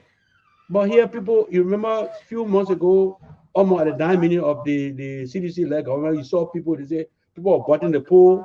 Yeah, that video That's went the same zombie. that video went wide, Yeah. right? So, Yeah. but because it was not identified to say this is the zombie they're talking about. The guy who was butting the pool. Yeah, butting the pool, and sometimes they bought the war or they come from upstairs and they walk in a moving vehicle. I'm on a moving vehicle and go because they feel no danger. You see, this is what's happening. And then if you see that if they start to bring it, when the new government took over, that fear came that yes, we are going to they're going to get rid of it. But I think we are sensing lapses, because they're trying to weigh the strength of the new government, especially when it comes to the fight against the illicit drug. So they say, oh, Bakroma, we're going to do this, Bakroma, even though he tried, but people taking advantage. As I said there before, if you travel to the Leewols, they're moving now. I say there as an information to the DEA, that is the director, that if you have to work harder, send your people up. Let the people up become vigilant because they're the drug away right now. Not that when you press them, they disguise themselves, but they are seriously they are here. And we have the network to understand how it happens.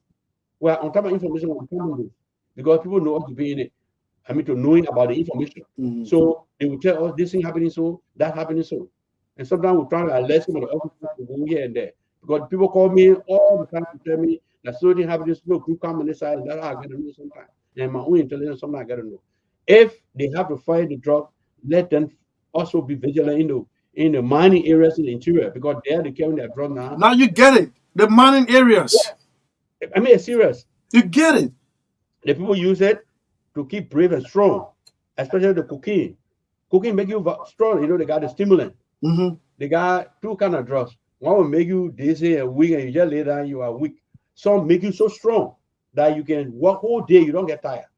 That's the one that are carrying up, give it to our boys, and then they dig, and go way on. You remember something happened? Yeah, River says, yes. And then there's fear that something's going to fall. That's it. Even when you're living there, you don't know. Okay? So these are the problems we have today. And as you say, I don't know how much impact our effort here making, but people should listen to us. People should listen to us because we're trying to help. And look at the kind of effort you have made to keep this program going up to this hour here. No one has come to say, can we form partnership? No, as though our own business we're doing. Yes. But anyway, this is our country. We have to do this. Yeah. One. So I told my dad, I've been trying to contact people. But people promise me so will come this and that, because what I really want is that this program become bigger and got an outreach where we'll be having people out there in the Leewols to really move around and help inform our people. Look, the entire drug fight, the key is information. Those who are not taking drugs, if you know that taking drugs will do you like this, you're not going to take it. So if you start knowing it from the early beginning, that is why we recommended some piece that we wrote to the government before, that you should try to do a curriculum, national curriculum, through the Ministry of Education. I need to have a primary school that carry drug messages or drug education, so that when you come from there, you know the danger of drugs. You don't want to take part in it. That is how we thought the people would do. But now we have a serious problem on hand that the people, the Liberian people, everybody has to partake in finding the solution to this problem. Yeah. And as I said, we'll do a survey maybe next month to see whether we made any impact on this. Yeah. But you work in the sector before. Do you sometimes go into your own offices and see whether you're making any impact? Because I see, I'm driving around and I see sneakers. I know sneakers tied together, crossing the cable wire. Those are things people do to share your attention from which way they go.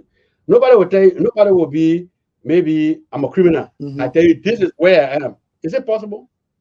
They do that to show your attention from there to the, maybe not too far from there, but I mean somewhere around. They tell you, say the thing that I play the Saturday, you go there, you see it there. You never see it there. I've been hearing that thing now, even the director, we try to pursue them, but you find it somewhere. If you see there, if I come here, if this is the point, I'll meet Chris, and then Chris will tell me where to go. You understand? If you see the thing hanging here, say if you go there, you see somebody, you walk in the street, they know each other. walk in the street and see you. You look at my face, and then we meet someone and say, "Oh, the thing is solo place." Not where that thing hanging. It's obvious. It's not there. You understand? What's about buildings? What's about buildings that you identify? For example, the notorious Pennon building. Oh, one government to the other, that building is untouched. But you see, It's untouched. What's happening? And you know that's where that is the nuclear of drug addiction. You go over there, you find all sort of drug addicts there. If you take them from there, the solution is to develop what? A rehabilitation where you take them from there and carry. If you take them from there, why do you carry them? And you can't put them in the street. They are human beings, they still living. So why if I deploy men there? Because they're where they if they don't buy them, but they're where they smoke it there. They're where they smoke. Yeah, they smoke it. And you know, people who sell. So why if I deploy men there? Let me give you an example. I made a proposal to the Monrovia City Corporation under Mr. Weir, right? I know it was not direct, but I made a radio commentary. Okay, the dustbin is deployed somewhere, right? It's carried somewhere. It's strategic. The community is supposed to march on and drop the garbage into the bin, right? But they will leave the empty bin and drop it on the ground. Yeah. So all the people you have saying, I will say behind you, come on, for every shift, take 3 persons, deploy them. Don't let anyone drop a dirt on the ground other than inside the bin. When it works for maybe 5 hours or 6 hours, you change another shift. You do it, you divide it into cells and coordinate very well. At the end of the month, they get something, right? At Logistan Resto, that garbage bin was there for 90 days. I don't know whether it is my solution they took, but they deployed men there for 3 months. No one saw garbage on the ground. People came and patiently dump it in the garbage bin. So I'm saying this. If you can't get the drug dealer in the penal building, and you know that's where the guys go to take in the drug, deploy men there and prevent them from going. Because human beings so that's scary. Yeah, human beings so complex. If you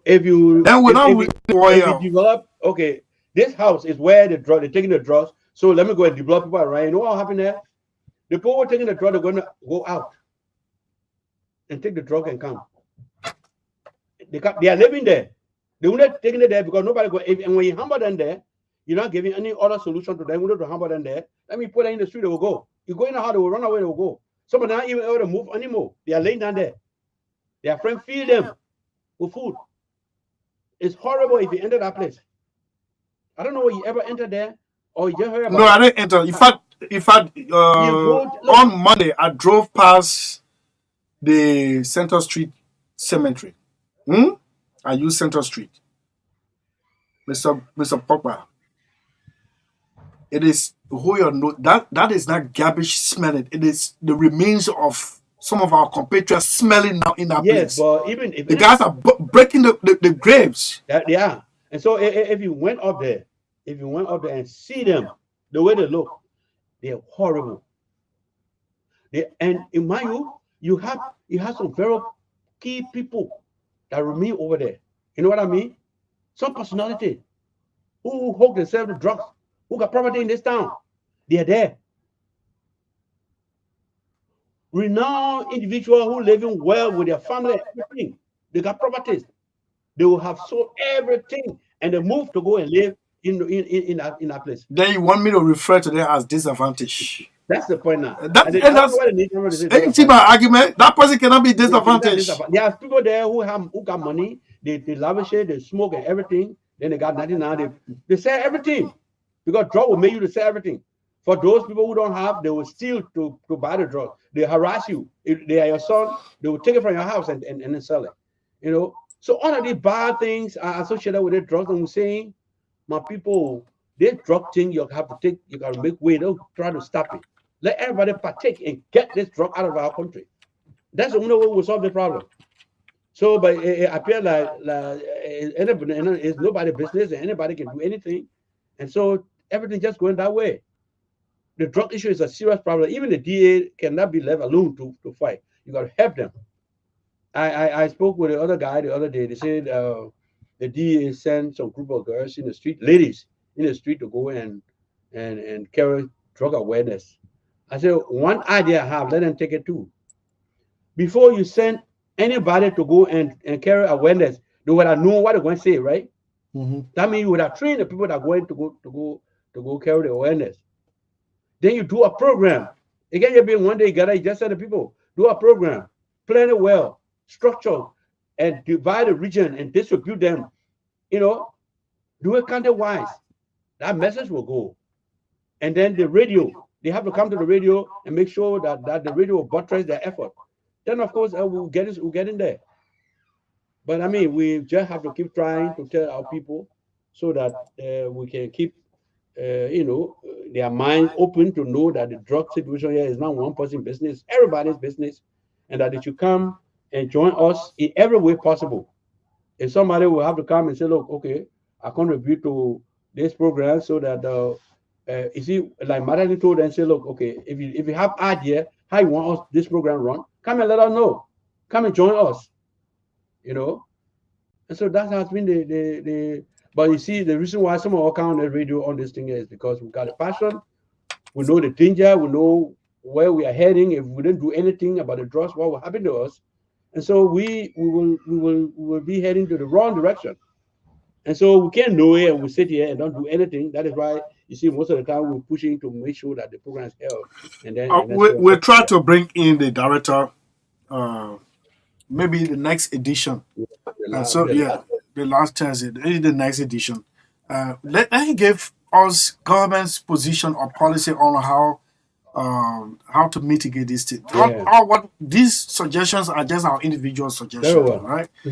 Yeah. So for me, I've always read on this mayor, Rodrigo Duterte, former president of Philippines. He became very unpopular with his drug war. The law where he says shoot on sight, which was inhumane. That means, a victim did not have their days in court, right? But even though he said he could not apologize for shoot on sight, but he said his war on drug saved the Philippines today from becoming a narco state or a failed state. Let me just come in. Yeah. I went to. I'm hearing my back. I'm hearing myself. Really? Yeah. Yeah, go. When I represented this country at the United Nations, that was the 30th special session on the war on drug. So that particular president was there. He made a presentation. Yes, it was contrary to all that presented in our place. He told the people, and I was there. I'm not saying they say. I even got the right out. He told the people, if my country is destroyed, you're going to do nothing about it. When the Philippine people die, you're not going to do anything about it. So we're not going to do this, by the way you think. We're going to deal with people harshly who deal with all harshly. That means because if you bring drug, you are dealing with all harshly, so we'll deal with you harshly. If it cause that we'll shoot you on sight, we will do it. The whole plane went wild. People thought that he would take that statement back or try to restructure his speech. I mean, he didn't do it. And for true, he went after some months. I hear that he started. That was something that he planned. He really meant it.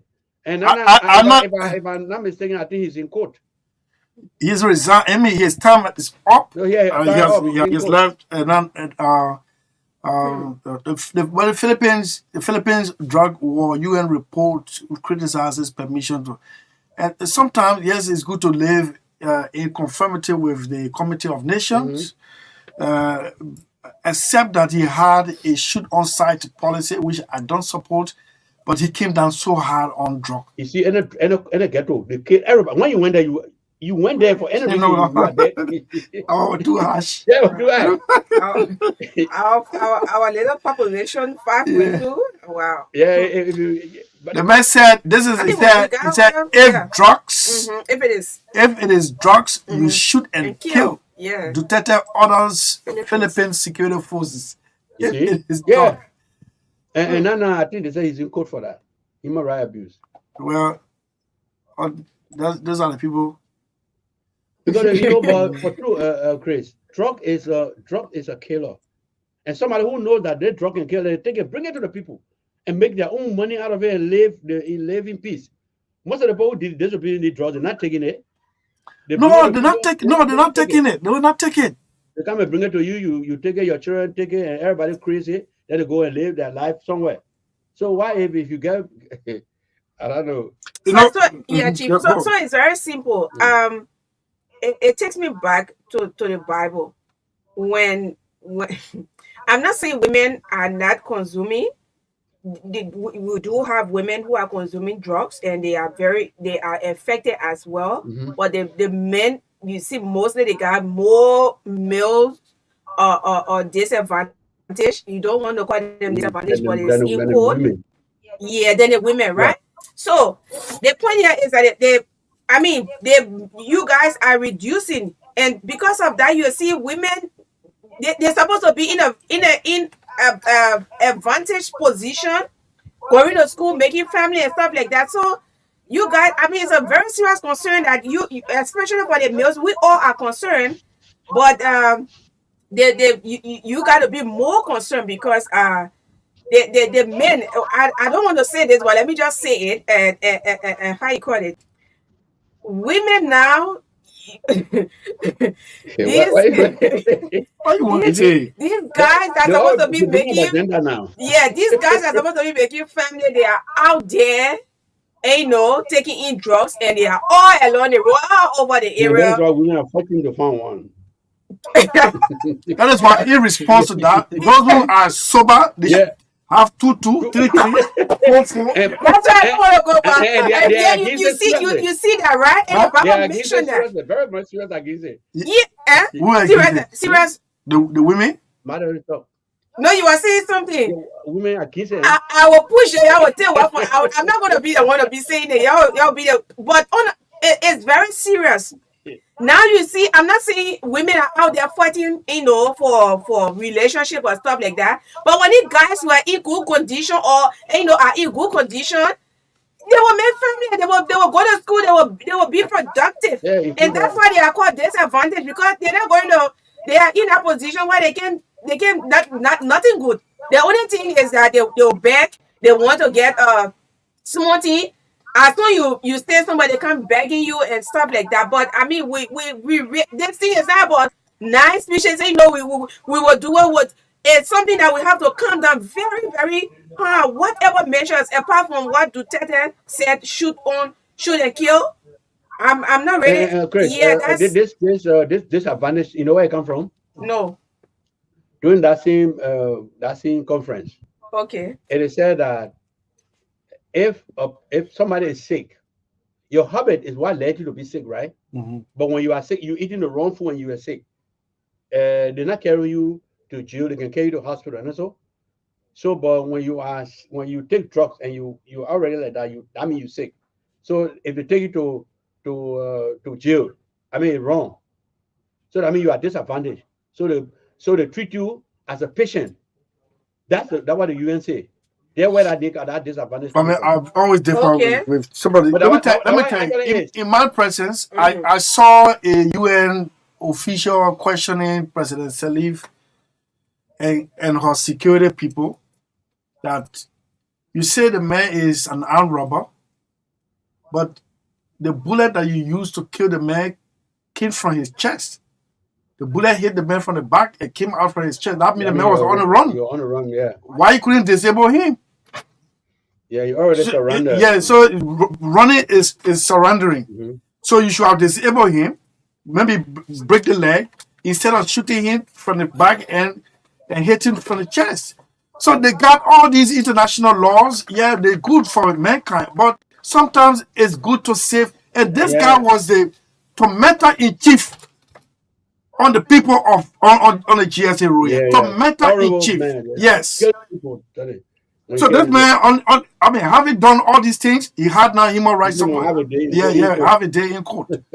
Why if I've been trying to disable him and then I missed the target? And that was the only target I had. Mhm. So sometimes we have, but mind you, now don't get me wrong, we sign on to some of these international That's why it instruments is. and we That's have why to it is. abide by it. That's why it So is. let's open the lines 0777 285961 0777 285961. This is State of the Nation, Anti-Drug Hour. We Pogba on State of the Nation. My name is Craig. Martin is here with me. This caller is already on the line. Good afternoon to you. Good afternoon. Let's hear you. What's your name?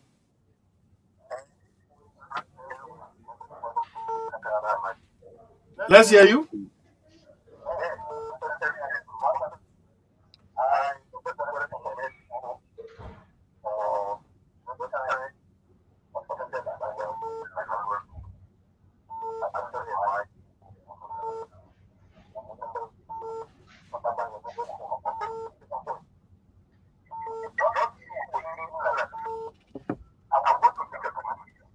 Please go ahead.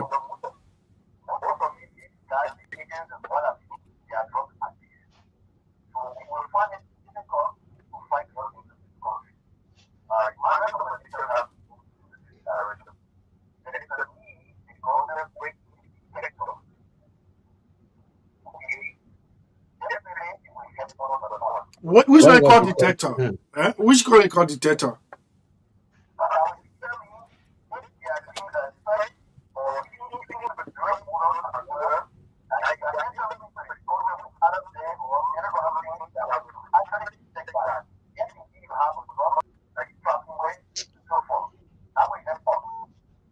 Okay, thank you. Let me take another one. Hello. Let me take another one. This man is suggesting the introduction of detector at crossing points where possibly we sat here and saw narcotic coming in through our international airport. The culprits were arrested. I don't know what I arrested, but relieved and suspended. Then they are free people now. They are free in the society. The thing we get, 100 million people. Yeah, that hello? drug, everybody got free. Yes, what's your name? Carnasville, let's hear you, Mr. Weir.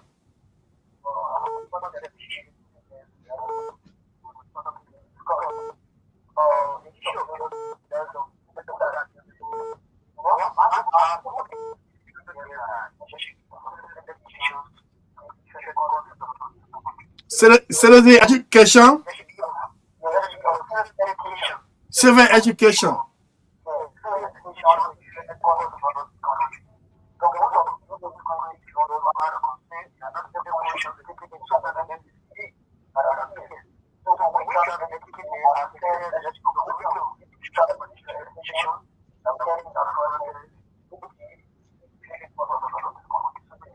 Thank you. Thank you very much, Mr. Weir. Let me take the incoming call. Hello? Hello? Hello? Oh, the lines. Yeah. Hello? Hello? Yeah. Let's hear you quickly.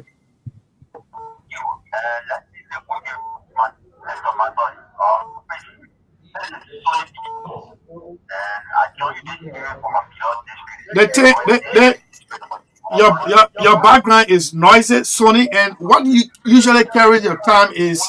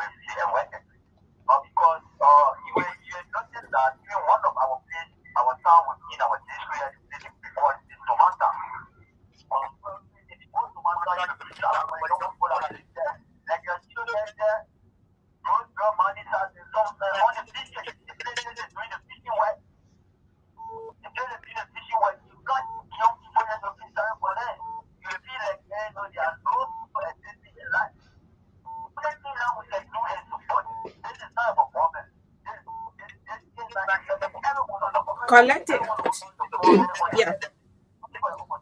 All right. Yeah. All right. Okay, We'll take the last one. Last Take the one? last one. Yes. Yeah. Hello.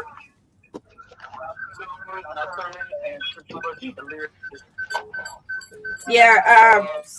Please step up. The case there, I want to tell you, thank you for this topic. Okay. See, Christopher said it is that you see. Hello. Oh, somebody push you up. Hello. Yeah, good afternoon, Christopher. Good afternoon. Yes, sir. It's good to have you on. Progressive, let's hear you. Progressive, let's hear you. We should not take it lightly. And you see, Madeline is already complaining. She's not the only lady who is complaining because the male population. That one, don't worry, we got solution for that. I bet you don't have any. That's solution. Yes. Yes, realistically. Ah. For your children. For your children. Yeah. You see, I think from the start of this she has been doing well. But my problem is, for the past few months, we've heard that they have arrested some high-profile drug dealers or traffickers. Where are they now? They should ensure that these people are prosecuted. Establish another court to fight their cases, and these people are sentenced for life. What is happening now in the culture? When you come to somebody even tell the guy that was arrested from they say, oh, that man is released. He's not going to closure. They will not do anything to him. But it is seen that people are taken to court, prosecuted, and sentenced for life. Okay. We can't say, if for me, you ask me from protection, I would say any drug is should be shot. Okay. Hold on. Okay, thank you very much. Thank you very much. We can take calls. Calls the time is fast. But here is a human rights fighter. T Wanake. T Wanake has just walked in the studio. He's moved by this topic. T, good afternoon to you. Welcome to State of the Nation in this dying minute of production today. T, are you there? Hello, Chris. I missed you for a second. I'm sorry. Yeah. So, I mean, this everyone has agreed now. This is a national emergency, but there has been no political statement or presidential statement declaring it a state of emergency as is done in Sierra Leone. From the human rights point of view, what do you make of the situation in Liberia on the drug situation? Thank you again, Christopher Saliv. It is an honor to be over here with somebody who is so knowledgeable when it comes to issue of drugs enforcement in this country, just law enforcement in this country. From the human rights perspective, we have two separate point of views. Point of view number one is that the issue of drugs is a serious pandemic in this country, and national government has to take steps to ensure that that problem is cured, that problem is solved. That's point one. Point two has to do with the manner in which drug enforcement agencies, enter into people's private space and or in pursuit of drugs, and how to break down people's doors and say, hey, we heard that drugs is here and blah, blah, blah. Look, just this morning I had a conversation with a professional colleague within the human rights space. The issue is, for instance, in America, there's the 5-star code. Okay? The gentleman who just spoke a moment ago talked about the need for a fast-track court here, so that when there is an issue that relates to drugs, that court can take necessary steps. What is going on in this country? In as much as we want the drugs problem to be solved, we as a human rights organization, the Foundation for Human Rights Defense, we have been receiving complaints where people will use their authority or abuse their authority. Like they will get back at you, they will get even with you using the power that we the people have given them. People going to people whom they break the door and say, oh, we heard there's something here, we look. And they see nothing, they can't not even apologize. We're talking about drug enforcement agency. Look, Chris, across the country in Maryland and in Grand Gita and in Nima County, These DEA guys are going there and abusing their authority. So in as much as we want a drug problem to be solved, there is an urgent need. There is an urgent need for training. There is an urgent need for investment in the DEA so that the people who are enforcing drug law in this country, so that they are not taking the law in their own hand. There is a fine line between where law enforcement agencies can go, what they should do, and people's rights. You cannot just go and bang down somebody's door like some driver was talking to 2 days ago. He said he was bringing planes from somewhere where he had paid the FDA all of the necessary requirement, Chris. When he got there, the DEA guy came to the driver's side and said, "Oh, what you get for?" And the guy said, "Look, I got nothing." He said, "Okay, put all the plane down, one load only for drugs." And this happened around Cape Mount, some town in Cape Mount. So pull it down. Yeah, put all the wood down. So you should the fact that you want to be straightforward, or you don't want to give bribe, or you don't want someone to take bribe. Exactly. Then put the plane down and let it check. Exactly. But Chris, what I'm saying here, we are talking about it. You asked me on the human rights angle, the abuse of power, where people got power that was given to them by the people. I thought you would have spoken on the rights abused by those who are selling the drug. Right. That's the very first thing I spoke about. This is a pandemic, a national pandemic that needs to be solved. It is hurting young people in this country. It has to be solved. Then I also said there is a fine line between solving that problem and abusing people's rights. You cannot negate the fact that law enforcement agencies, police officers, for instance, Chris, even the inspection time has been going on. They'll look at you and say, "Oh man, what you get?" Or something. Or you got nothing? They say, "Hey, park the car." When you push your hand and get in something, let you go. These are problems that's affecting Liberia's reputation abroad. In the Committee of Nations, and we have to solve it. My point here in conclusion, I know that you guys, time is fast spent, is that in America or in the Western world, they got the sniffy dog. I'm pretty sure you guys, your agents have done some training, some of your agents. We want to see sniffy dogs around this country where when somebody comes with a vehicle, rather than telling them, say, "Hey, I know you took 5 hours to pack this thing, we just want to see what are drugs there." You can have your dog just go and sniff around. And if drugs is there, you will get a light from the dog. You mean at checkpoints? At necessary checkpoints. Some of those dogs will get missing and eaten up. Oh, well, then this was Liberia, right? So my point here that I want to make to you here, Chris, is that let's not be fast approach, right? Yeah, I do agree. Fast track court. Yeah, quickly before you come in, before you go and break down somebody's door, do not do it on the basis of animosity. Do not do it on the basis of, oh, you want to show them that you got power. Do it on the basis of law. Go to some court and say, "Hey, we believe that there is a reason to search this person's home. Here's the suspicion, blah, blah, blah." You state it and convince the court to give you a search warrant when necessary. Don't just go and use your power and say, "Hey, we're coming for you," and see what I'll do to you. You break down somebody. These are the problems that we have in this country and it needs to be solved. Don't get me wrong. Drug is a pandemic in this country. We have to solve that problem. However, we cannot forget the human rights component and the human rights implication. These are issues that need to be solved concomitantly. Okay, so before we go, let me just tell you this. If a drug enforcement officer can be heard in a secret recording, conniving in the sale of narcotics, something that he's been paid for to stop, but he's heard, he said, "Deal with that one, the other one, you bring it straight to me. You say the other one, yeah, you bring." And this is not an ordinary agent. This is a supervisor of the DEA. Then you get there, you get that kind of mess, sniffy dogs. So money you hear on the radio, the walkie-talkie, Kilo Mark come in for operation. We woke up Sunday morning, we saw the sniffy dog dead. You were in this country in 1990. You were in this country in 1992 on the war. We heard from people who partook in this war that what the unit does, the commander is responsible. This has to do also, there's a national leadership component. Yeah, comrade. Let me just put this one point on that. You see, there's a good system, but it leave with the leader to act. Exactly. The law deal with everybody. Deal with the criminals, deal with the officers, deal with the directors and everybody. So it leave with the head, that is the director, to implement what that law is. No. You see, if you went somewhere to there's a procedure to go to somebody's house to take any single item from there. You don't enter anybody's house.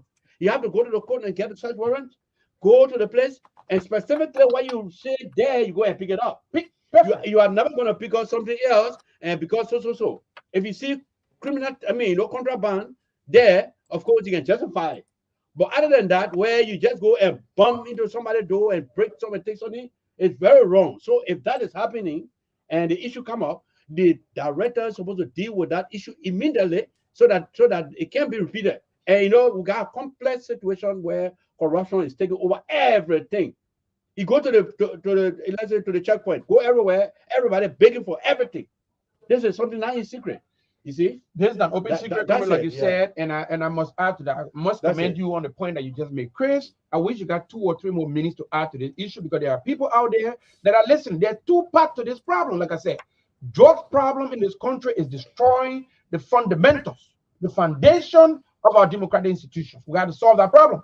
However, the issue of corruption. Look, first of all, if I'll just digress for a few seconds. We heard that this government, when it came to power, they talk about, after 90 days, after the first 100 days, deliverable, whatever, will pay people. You expect police officers to be this heat, 105-degree heat, to work for 90 days or 100 days, and then before you pay them? So there are so many problems. All of the problems that we got in this country, for me, it revolves around the issue of patriotism, corruption. It revolves also around the issue of nationalism and integrity. So corruption is all over this place because we have people who are working so many different sectors of the Liberian society, and they are not getting taken care of. Okay? These DEA agents, they need training. They need training. They need decent pay. You got it. They need training. This is the former director. Yes. Okay? They need proper training, and they need proper pay. And the man has to go home and decide whether his daughter will go, like I told you yesterday when I spoke on the show. And the man has to go home and decide whether the small money his wife got, whether their daughter will go to school, or their daughter will get decent meal, or whether they'll go and take money from somebody and program them. The man will go and program somebody, Chris. So that's why I talk about the sniffing dog. And also, it's a leadership issue, like the director said. There is a national leadership issue in this country.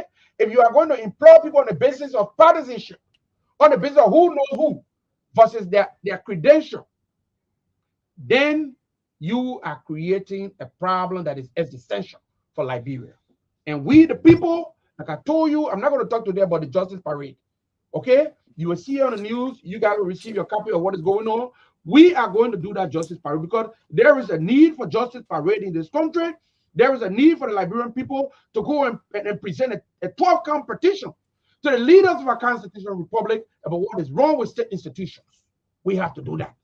DEA agents are supposed to go to work in accordance with protocol. The laws are good, but when it comes to the enforcement, then there is a particular issue of patriotism that has to be addressed. Okay, thank you very much, and Mr. Pogba, 1 minute. Yeah. Okay, thank you so very much, Chris. We say thank you for always giving us the opportunity, and we believe that there are good people in the system, but there are also some bad ones. So the leaders only have to fight hard to make sure the bad ones are turned to be good, so that we can solve this problem. We'll always be around to help our people, to help ourselves. That is our country, to give this message to our people that drug is not good for their health. Drug is not good for our country, and let all Liberians make sure that this drug menace is diminished, or if it is not completely eradicated, but we should rest from this dangerous drug situation in our country. So thank you so very much. Thank you. And then T, 1 minute. Going out there and collecting young boys and girls from the communities who have no direction for the future, who can decide whether, because they got nothing going on, they want to smoke one blunt and then go to bed and figure out what tomorrow has. Going out there and collecting them and putting big charges on them and throwing them in prison for a very long, indefinite time, and then leaving people who are actually importing drugs into this country. There is a case on the record about drugs that were imported to this country a few months ago, and what happened, the rest is history. Leaving the people who are actually contaminating the Liberian society and going after ordinary people and collecting them. And I'm not saying ordinary people should be smoking 1 or 2 blunts. It's not okay. It's also hurting the society. But people who are actually bringing in imports, quantity, volume of drugs into this country, leaving them because they can afford to bribe you. This also is a national leadership crisis, and the Liberian government need to do something from a professional leadership point of view so that we can fight hard to save the Liberian people, the destruction that drugs is imposing on our future generation. Okay, thank you very much. That's how we go home on this edition of State of the Nation. I'm off for this week. I'm back Monday. God's willing. Madeline will handle you tomorrow, Friday. The Business and Economic Forum will come on tomorrow with other interspicing. Don't forget, this is State of the Nation. We see you on Monday. That is, Mike, thank you so much. We have to go. Yeah, thanks for your support as well. Thanks to our panelists for coming on, and thanks to our listeners and viewers as well. See you on tomorrow in the business show. So the business show comes on after Inside the Police. Thank you. When we allow freedom wings, when we let it ring, that business of a hamlet, we will be speed up that day. When all So this is how we give so We'll be in the video if you like. and singing the words of the old Negro. Free at last, free at last, Lord Almighty.